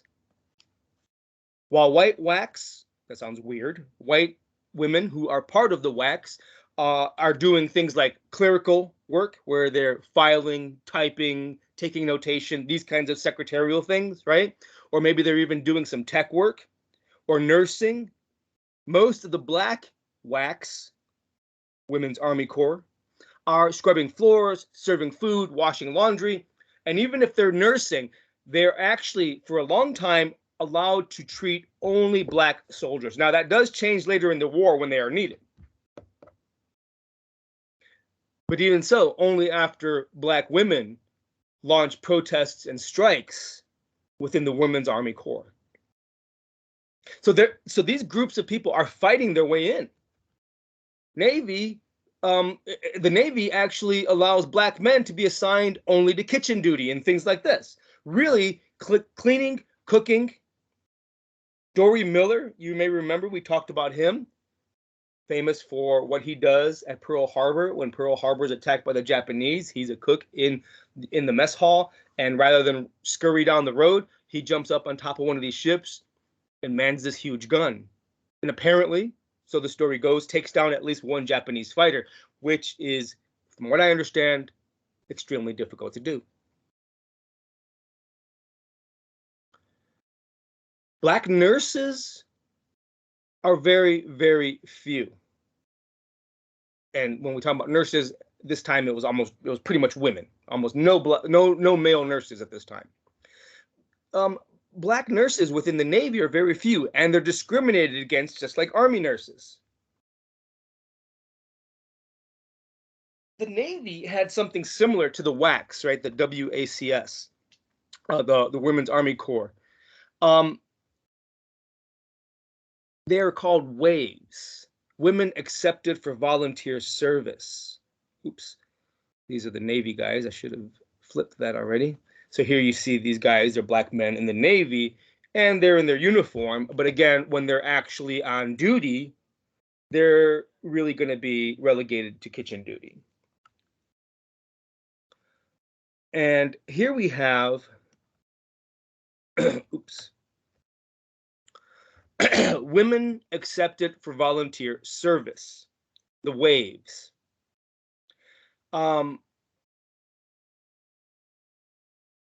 They're not initially allowed to be WAVES, black women.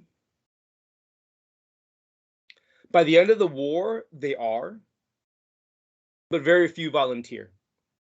Perhaps because they are disheartened by the initial treatment. For years, they're not allowed to be part of the women accepted for volunteer service.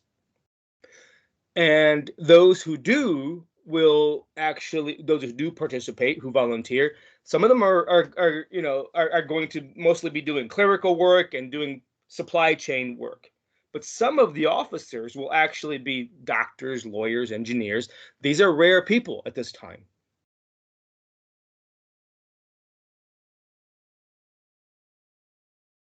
Marines, at first, are going to prohibit black men. They're going to prohibit women altogether. They don't have the whack, the wave, this kind of thing.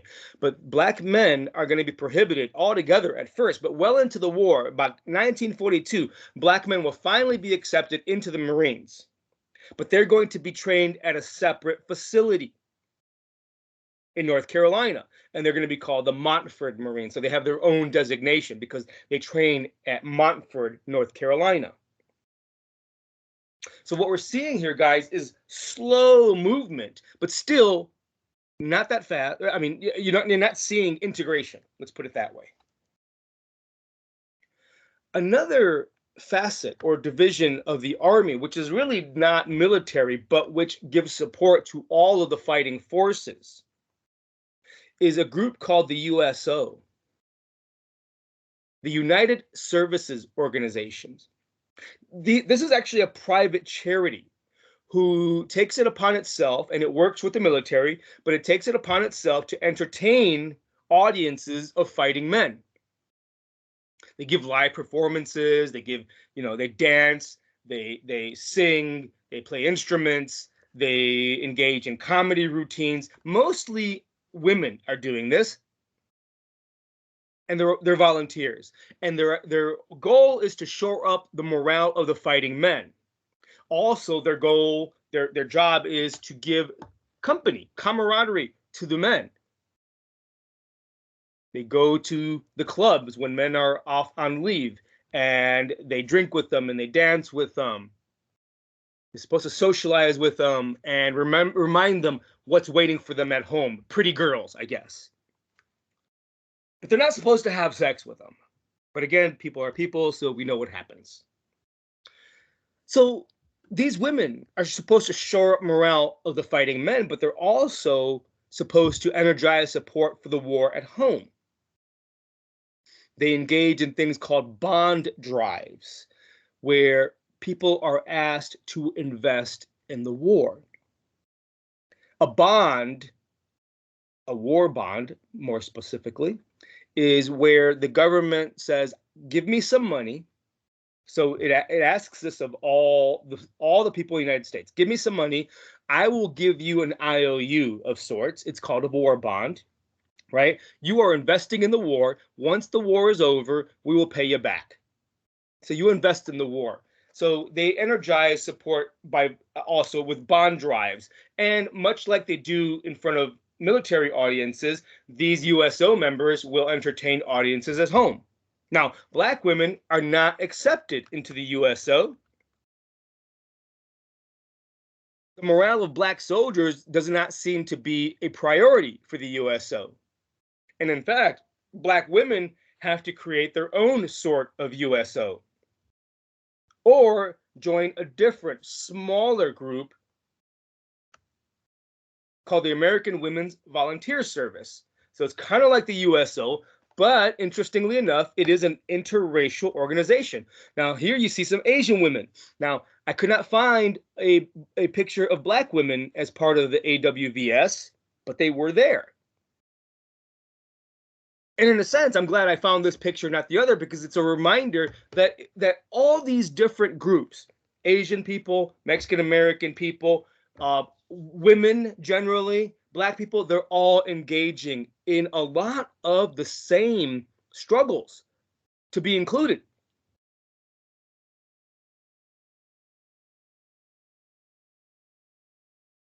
I teach a course on Mexican American history where I talk about the same kinds of things that I've talked about with regard to black people, right?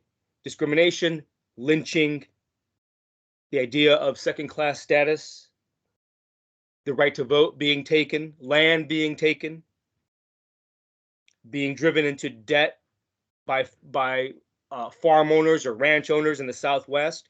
All of these stories that I've been telling you about with regard to black people can be, I retell in a different version when I talk about Mexican Americans. And in fact, I'm now developing a class for Asian American history because they have similar stories that a lot of people don't know about. At any rate, the American Women's Volunteer Service, this interracial organization, it's not as large or as wealthy as the USO, but they do engage in the morale and the drive and the war bonds and all that, much as do the USO. So you have, for example, black women like this young lady who goes and entertains people and encourages them to buy war bonds.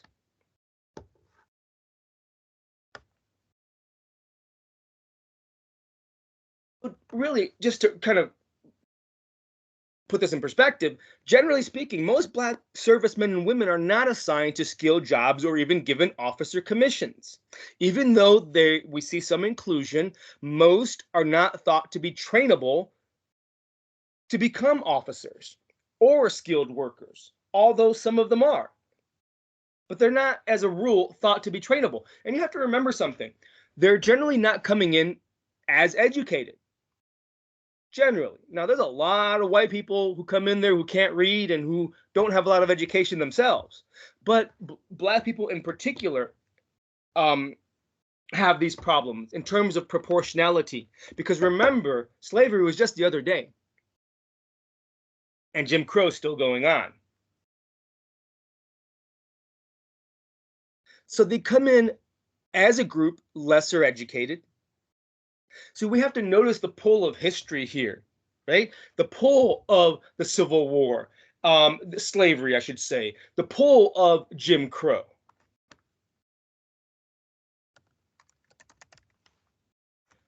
And when people say, well, slavery is over, get over it. Well, I mean, look what's still going on at this time. When people even today say, well, Jim Crow is over, get over it, you have to ask, how long ago was that? And we're going to talk about this. The point is we have a pull of history here, right? It's pulling still certain groups backwards. Now, as I said, some black officers are commissioned, men and women, by the way. But by the end of the war, only 1% of black servicemen and women are officers, and most of them are men. Only 1% of all of those who serve, 1 out of 100, is an officer, compared to the white officer corps, which is 11%. Out of 100 white officers, out of 100 white people men who serve, 11% are officers. And still, by the end of the war, no black officer. Even if you're a black officer, you cannot outrank a white officer. You just can't. They don't set it up like that. So they give them these lower level offices.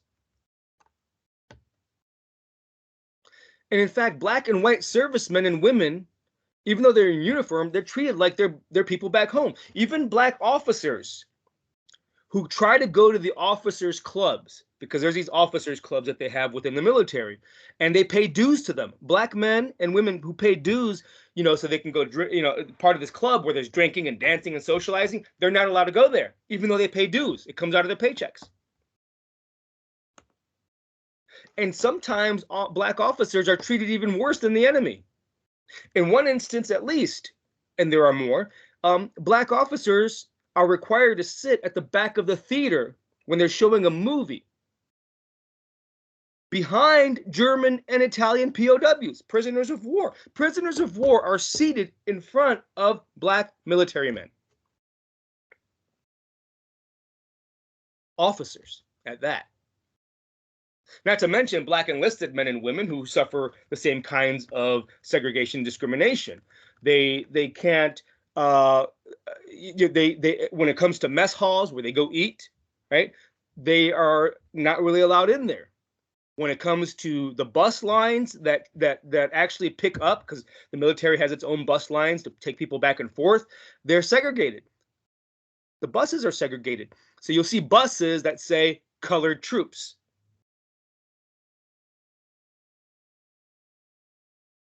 And these enlisted men and women also sometimes can't even use some of the same facilities that are open to prisoners of war. The dining halls. Some of these dining halls are open to POWs who are of German and Italian descent, but they're not open to black people who are wearing the U.S. flag on their shoulder. In fact, during World War II, no black military men will win the highest honor, the Medal of Honor that the military can bestow. no black military men will win the Medal of Honor, no matter what they do. Which is interesting because in the Civil War, 16 black men had won it. In the Spanish-American War, 7 had won it. So what's changed here? What's happened? We've kind of gone backwards. As black people have embraced their Americanness, so to speak, and pushed for their rights more and more, and as you see the prospect, the idea that integration may be happening, there's going to be a huge pushback. And the military is very, very difficult to move on these issues. It will take continued protest and striking. Men and women in uniform will do that occasionally throughout the war, and so they're not going to remain silent.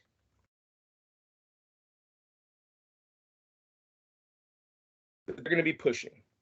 So, given the military's treatment of black soldiers, it should be no surprise that ordinary black folk, excuse me, it should be no surprise that ordinary people, ordinary white folk, will do the same to black people. They certainly don't need the example of the military, though. I mean, this is their way of life. Ordinary white people are fighting back. They fight back against U.S. military men who are not even safe in uniform back home. These men who are out there fighting, when they come home, either on leave or after the war, they're not going to be allowed on buses and trains. Some buses won't even pick them up while they're in uniform. Or if they do, they still make them sit in segregated areas in the separate train cars or at the back of the bus. In many instances, public accommodations will deny them entry into restaurants and hotels. And I bet, and I'm reminded, and I can look at this and I bet you it's true, but I know that it happens with Mexican-American servicemen. In a couple of instances, when Mexican-American servicemen come back to live in the Southwest after serving in World War II, they're not actually allowed to be buried in white cemeteries. And I'm sure this happens with black men as well. I just have not come across that just yet. I mean, I remember it, but I don't remember exactly where, but it happens. For Mexican Americans, it happens in places like Texas, which probably is no surprise to a lot of people.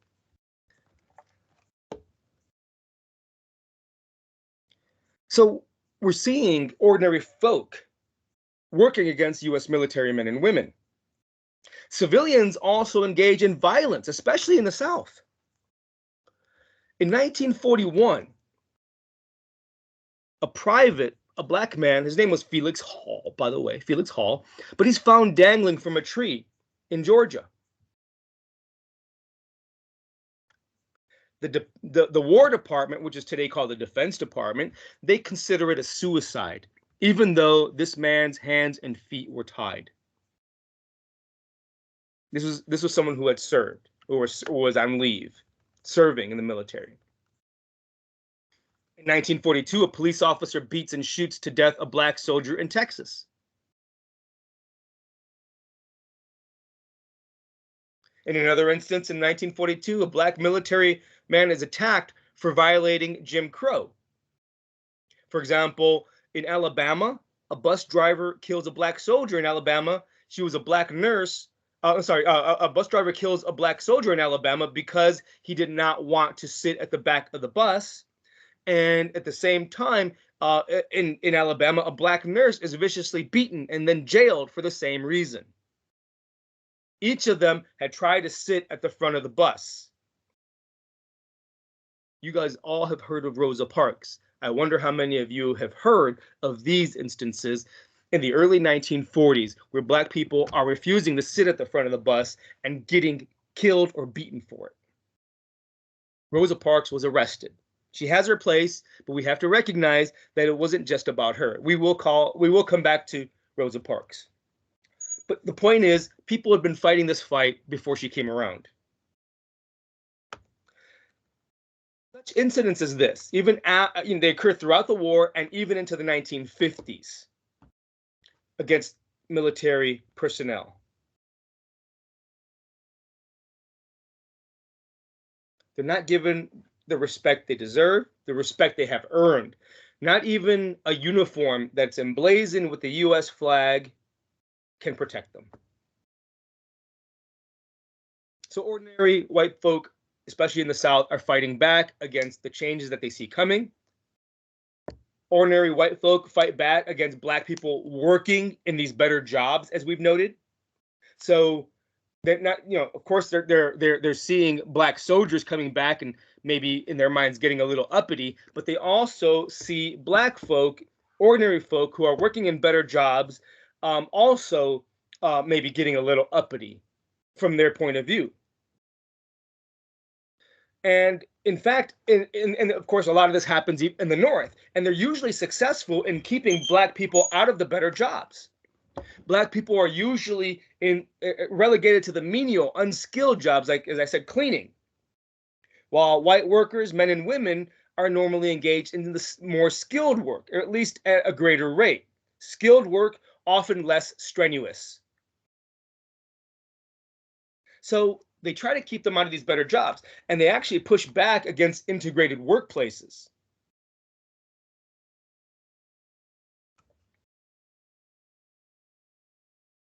Very often, white men and women refuse to work with Black people in the same factory. Some of them do, actually. So we have to recognize this. But a lot of them don't want to. So what happens is that rather than integrate these workplaces, because white people are actually opposing it, Black people usually end up working side by side with Mexican people, Asian people, and other people of color. That's happening to them as well. And so they're separating them out in workplaces. They might be getting paid the same, maybe, but they're not going to be working side by side in a lot of these places. And racial slurs are common on the workplace floor. And strikes and riots by white workers are normal. They have what are called hate strikes. Hate strikes.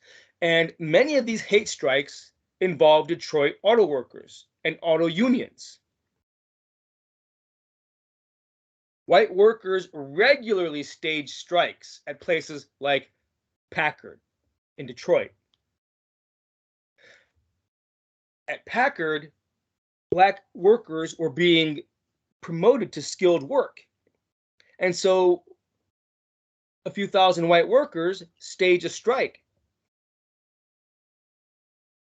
And very often, just like at Packard, they are successful in pushing Black men back down to cleaning work.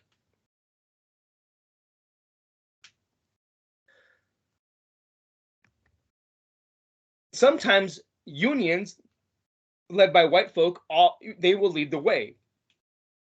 For example, the United Auto Workers, the UAW, the leader of the UAW in Texas, says in Texas there will be no such social equality as we see people trying to get. The representative of the UAW in Texas specifically says, quote, "No one is going to tell us we have to accept our Negroes as equals." Notice the use of the word our. No one is going to tell us we have to accept our Negroes as equals. That's an interesting phrase or usage term to use. Ours, as though they belong to the white folk of Texas. Of course, Black folk protest as well. But when that happens, unions will often put pressure on company owners to fire them. And because of all of this, because a lot of Black folk aren't going to take this, you're going to see riots sparked in workplaces around the country. In 1943, we see a bunch of these.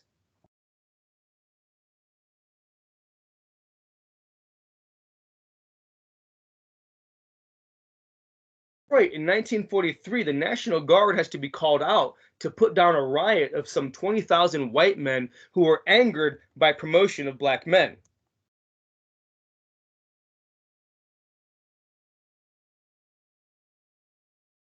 But Black people will continue pushing. The NAACP will join forces with unions that sympathize with them, like the CIO. They file lawsuits. The NAACP files lawsuits. Like in 1943, it files a lawsuit. And the California Supreme Court actually rules that unions cannot run what are called auxiliary unions. So what a lot of unions were doing in order to pretend they weren't really segregating or discriminating, they would have separate union arms for black members. They called them auxiliaries, like the one you see here referenced in the caption. These union auxiliaries were powerless. It's almost like, yeah, go hang out in the corner, but you get nothing. You are officially part of the union as an auxiliary arm, but you're separate. And as a member of the auxiliary union, you don't get the full benefits of membership. You don't get health insurance. You don't get seniority protection, meaning that if you have been in this auxiliary union for 5 years and a white man comes in the door, he's going to maybe get a job that you don't get, because even though you're supposed to get it because you've had seniority, you've been there. But as I said, the California Supreme Court rules that these auxiliary unions are illegal. So the NAACP joining forces with sympathetic unions, filing lawsuits, also encouraging the staging of protests at companies that are enjoying federal contracts. Even though equal pay was supposed to be the norm, bosses often found a way to get around it.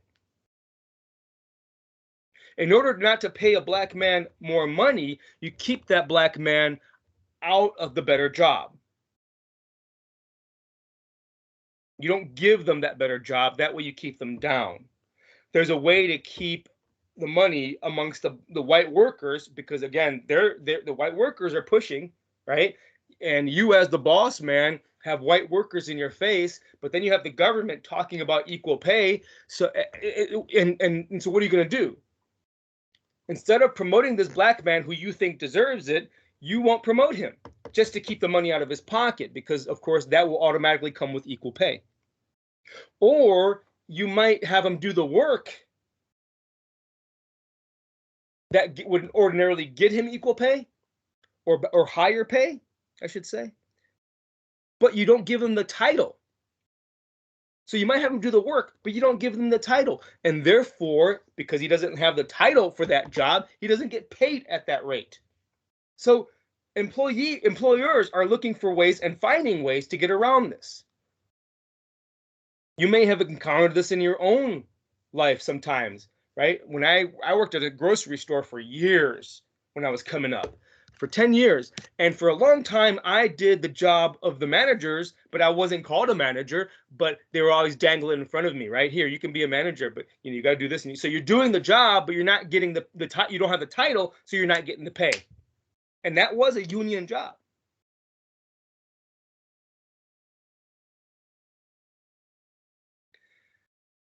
Now, when the NAACP, which by this time has really become sort of the centerpiece of black protest, right, the standard, when they engage in lawsuits and they engage in encouraging protests and so forth, they're going to come up with some mixed results, especially with regard to unions. Sometimes unions will agree that white and black workers should join forces. When they're pressed, unions might actually be like, okay. And then when that happens, black workers enjoy equal labor rights, even if not social rights, equal labor rights. So sometimes they agree.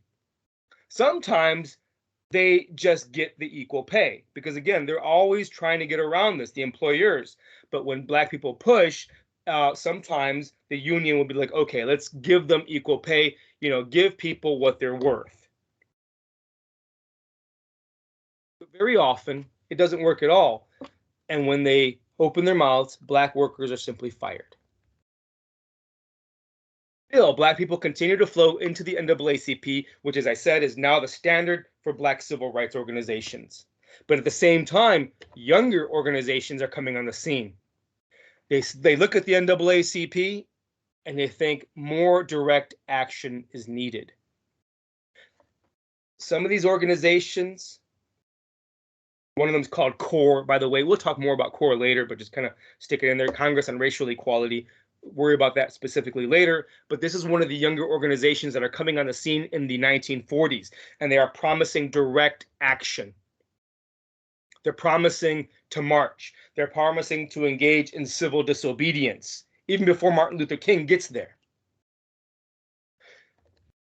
Civil disobedience is this, and we're going to talk more about this later, but just very briefly, it's where you disobey a law, but you do it peacefully. So these younger organizations are coming on the scene promising this sort of direct action, and they will become instrumental in the desegregation of public spaces in the coming decades.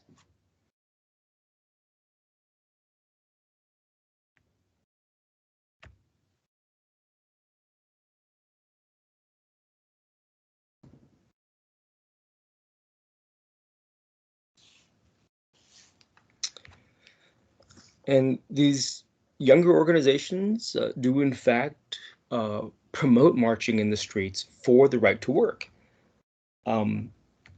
They will tie their fight for democracy to their own right to work. They say that the fight against the Axis powers, and we've noted this before, the fight against the Axis powers, against fascism, is really a fight for freedom generally. And again, they're drawing on the principles that are embedded in the Atlantic Charter and which were voiced by the president himself in his speech on his 4 freedoms. Whoops. You know, white folk, ordinary white folk, they feel like they're under attack, in the South especially. In the South, the KKK is re-energized by all of these changes. They had been, for a long time, been hindered by government crackdowns, but now they're rising.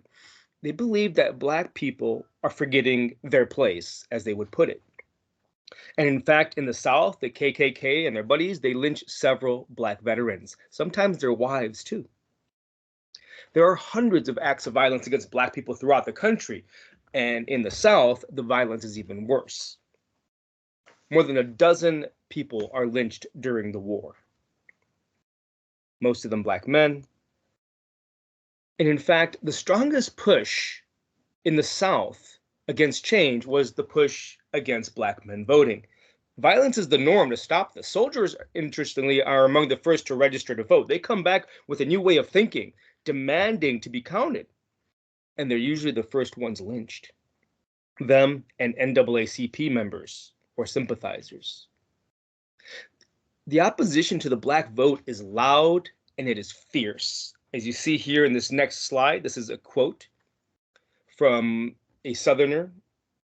He's a producer of cotton in the South. I don't feel the need to read it. You can read it yourself. But what this shows, here's the thing. They do not want Black people to vote because they do not want Black people in charge in any sort of manner, because they recognize, what everybody recognizes, is that voting changes everything, so long as people vote in great numbers. The trick is to stop them from doing that. And Black people have long ago taken notice of a contradiction in Southern politics. And we've alluded to this before. The Democratic Party is still strong in the South. It is filled with white segregationists, but it's still the president's party.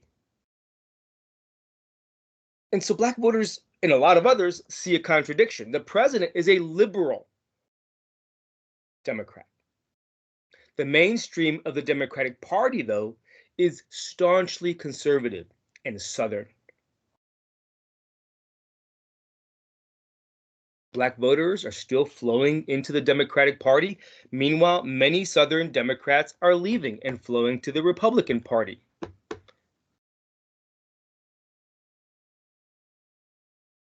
A lot of people don't want to be run off, though. A lot of people, like this, there's a senator from South Carolina who becomes famous for saying this. He says, as a Southern Democrat, I do not propose to be run out of my party by Black people. He used the word Negroes. It will be my purpose to see that our party stands where it always has, for states' rights and white supremacy.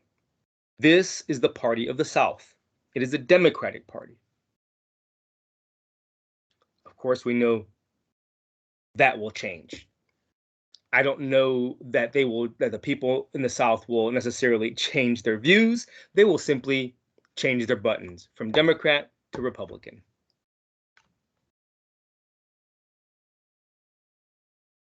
So you're seeing a huge pushback in the South, and you're going to see it in the North and West as well. I mean, North and the West, there's a lot of violence up there too. Resentment and violence grow as the barriers to inclusion seem to be eroding, right? As the barriers keeping people out seem to be beaten down, eroded, these people are going to increase their resentment and violence. They don't like the change. They think it's too much change too quickly. And a lot of them, of course, don't want change at all. Remember, workers of all backgrounds had been thrown together. They'd been forced to deal with each other at arm's length in workplaces. They're jockeying for the best jobs, and Black people are filling cities now and expanding outward from their ghettoized neighborhoods. And as they expand outward into and they encroach on what is considered white neighborhoods, it causes tension and hostilities. There's a great fear of racial mixing. People don't like to see what they're seeing. Remember, white folk, they're still redlining. They're still engaging in restrictive covenants in the early 1940s, but they feel it's not enough. They feel they must resist encroachment. They stage strikes. They lash out. In one instance, they prevent Black residents from making their homes in federal housing projects, and I think this was in Detroit. There was a housing project named after Sojourner Truth. And by the way, housing projects at this time were part of the New Deal plan. There's another New Deal program. And of course, the housing projects over time become really, really dangerous places to live when I was growing up in the 80s. And I imagine still now. Point is that white folks prevent Black residents from making their homes in these federal housing projects that were meant to be, and if you don't know, right, they're government subsidized housing, what's today's called Section 8, right? Where if you are a poor person, if you make so much, you don't make a lot of money, don't have a lot of income, don't have a lot of wealth, then the government will help you with your rent and bills and so forth. Well, they stopped, and this particular project was named after Sojourner Truth. Remember her? And these Black folk aren't allowed to live there. So you see an interesting sort of dichotomy here. On the one hand, the federal government actually builds a housing project, names it after Sojourner Truth, a hero of Black history, yet Black people are not going to be allowed to be there. And so there's an interesting dichotomy here. On the one hand, they're recognizing the influence of a Black woman in history, and at the same time, look at what they're doing. And by the time the country gets to 1943, all of this is already simmering to the point that it's going to blow up. And in fact, 1943 is a very bloody year, where white workers turn to violence. Example: Texas, several thousand white workers go on a rampage. I think it was Beaumont, Texas. Doesn't matter. State of Texas. Several thousand white workers. They burn Black homes. They overturn Black people's cars. They beat and rob Black people on the street. Now, this is begun by a rumor that a Black man had raped a white woman. So these people want what they call revenge. Now, whether or not it's true, they don't really care. They see a reason to lash out. In fact, even though this rumor was there, the cause of it is really all of these simmering tensions that had been built up over the years since the end of the Civil War. And there's a sense of urgency now caused by World War II and all the changes that it seems to be bringing. So people are lashing out in 1943. Also in 1943, a fight breaks out in Detroit between a white man and a Black man. Rumor circulates through the Black community that, in fact, a white man raped and killed a Black woman and killed her baby too. Well, that wasn't true, but you see how rumors get started, and they can heat up tensions on either side. This Detroit riot in 1943 is going to be the worst race riot of the time. It is horrible. It takes several thousand federal troops to come in and quell it. In the end, dozens are dead, nearly all of them black. Hundreds are injured, nearly all of them black.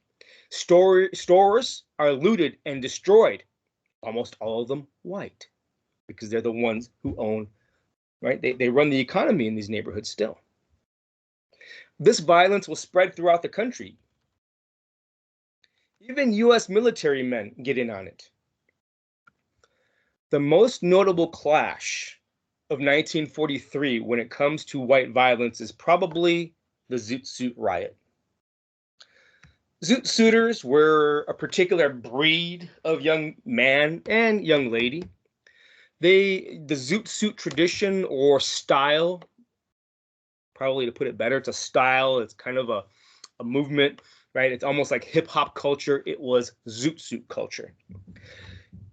Mexican men, black men, and women, of course, they have their own culture, the Zoot Suit culture, the way they dress, right? You see these baggy pants and these long, the gold chain hanging down from the pockets and the large, the long overcoat, everything really baggy and the wide brim hat. You get the picture. And so they have their own dress. They have their own lingo, the way they talk, They talk about hepcats and daddy-o. And they have their own dance, or at least they popularize dances, right? And it escapes me right now what the name of a dance might have been, but it's swing dance, I think. But anyway, whatever. See, here's the thing. They are defying mainstream US culture. They're not fighting to get in. These young men realize that they are on the outs. They are not accepted as, quote, Americans, and therefore they're going to do their own thing. They're not fighting to get in. They're building their own culture. But because of this, they're going to be resented by many white people.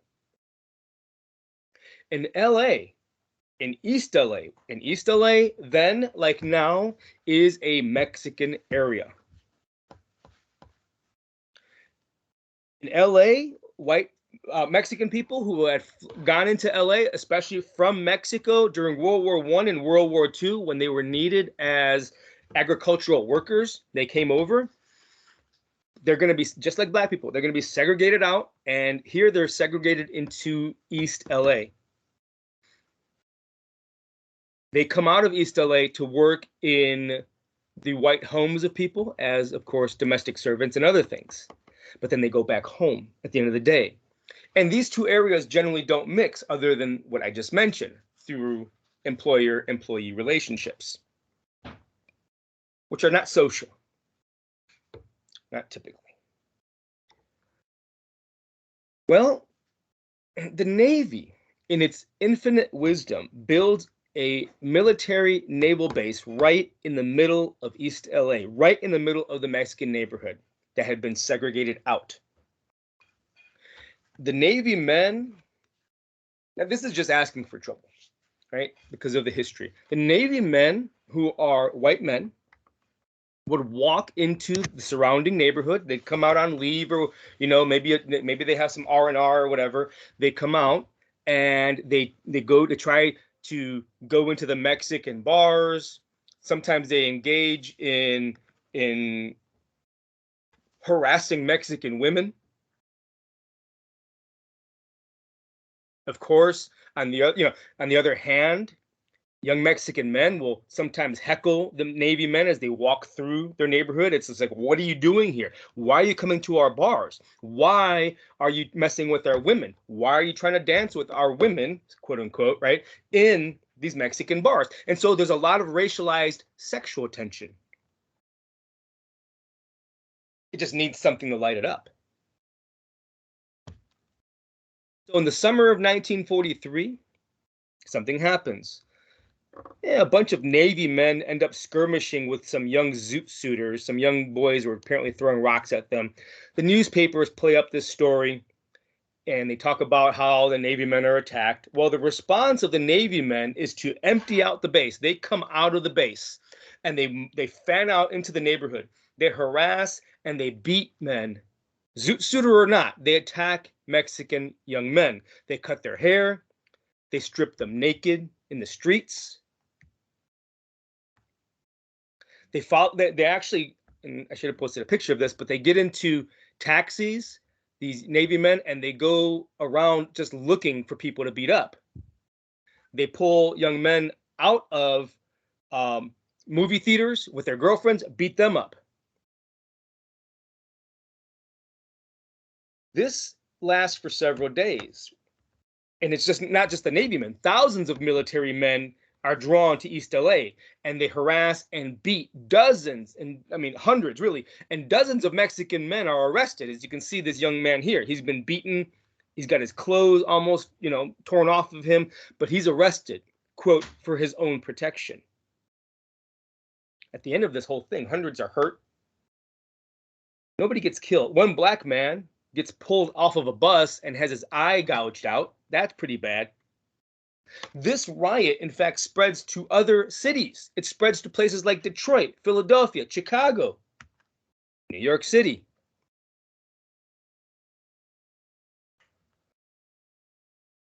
It ends only when the U.S. military orders all naval personnel to stay out of East LA and to stay inside the Navy training base.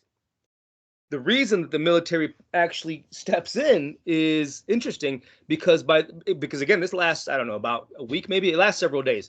And very quickly, the Axis powers, the enemy, are using this as propaganda. There are black soldiers, there are Mexican soldiers overseas in Europe, and German soldiers are saying to them, look at what's happening back home. You're over here fighting us. Shouldn't you be home fighting them? And this riot is different. This Zoot Suit riot is different from the other riots that we've talked about. There's one difference here that I hope you have keyed in on. If not, think about it for a moment. Who is doing the beating? It's not just ordinary civilians. It's the military. The U.S. military is beating up on non-white folk. So the Germans are having a field day with this. The Axis powers they're loving it. They're like, look, you get on us for our military doing what it does with people within its own borders. Yet look at what you're doing. So this is really a black eye for the U.S. military, and they know it.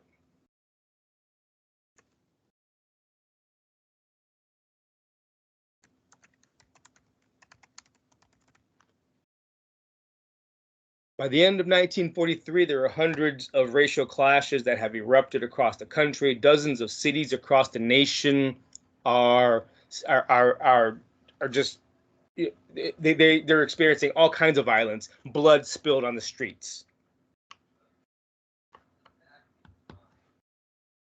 Speaking of blood,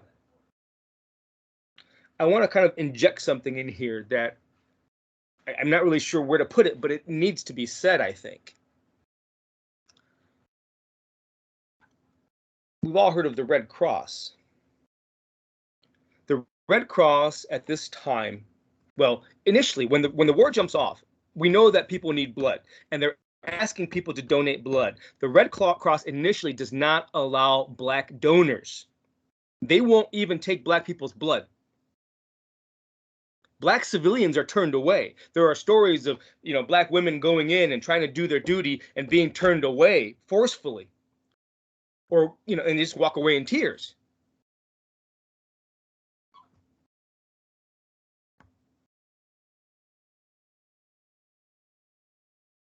Of course, there are people who push back on this, right? They say the science shows that the blood is the same. And in fact, the Red Cross gives in a little, not really.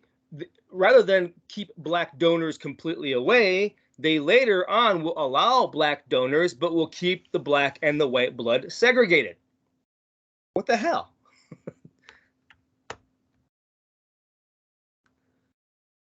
Meaning, if you are a white person, your blood will go to a white soldier. If you are a black person, your blood will go to a black soldier. And this practice is in place until about 1950, by the way. Never mind that it was a black man who had developed the process of storing blood for later use. a man named Charles Drew. Perhaps I should have put him up there. Charles Drew, D-R-E-W, Charles Drew. This man, and I'm not a scientist, I don't really remember how it works, but he had developed, I think, the process of separating blood plasma out, something like this, right? But here's the point. This process, however it works, he developed it, right? And it allowed for the storage and transportation of blood to troops, well, to everybody who needed it. Yet,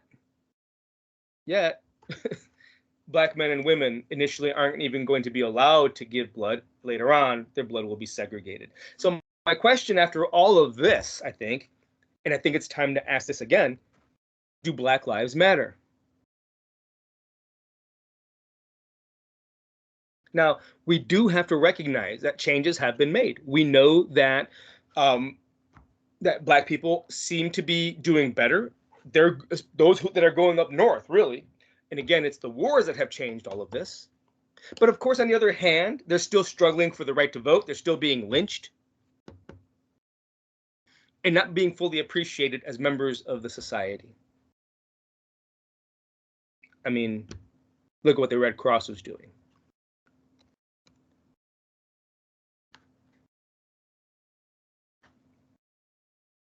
By the end of the war in 1945, we know some barriers have fallen or been eroded, and white people are feeling threatened by that, so they push back.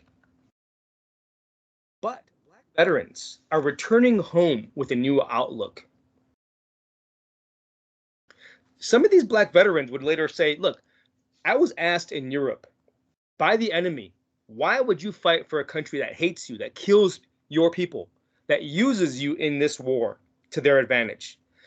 And at least one of them says, look, this is my home. The United States is my home. I fight to make it better. Now, this new outlook will breed more hatred and more resistance, and white folk will push back, because it's not just military men who are actually thinking this way, but it's Black people generally who know that their community has, in fact, engaged in defense of the nation, and that they see their chance to push on. And they will push, and white people will push back. Eventually, it will be violence in the streets that will change this nation and its approach to equality. Seems to always take violence, civil war, all the riots we've seen, and those riots we have yet to talk about. I will leave it there. Next time, we're going to talk more about this rising sense of Americanness, right? And the fight for inclusion, and how people are seeing themselves and each other in the emerging nation, the changing nation. Okay, people, thank you, and take care.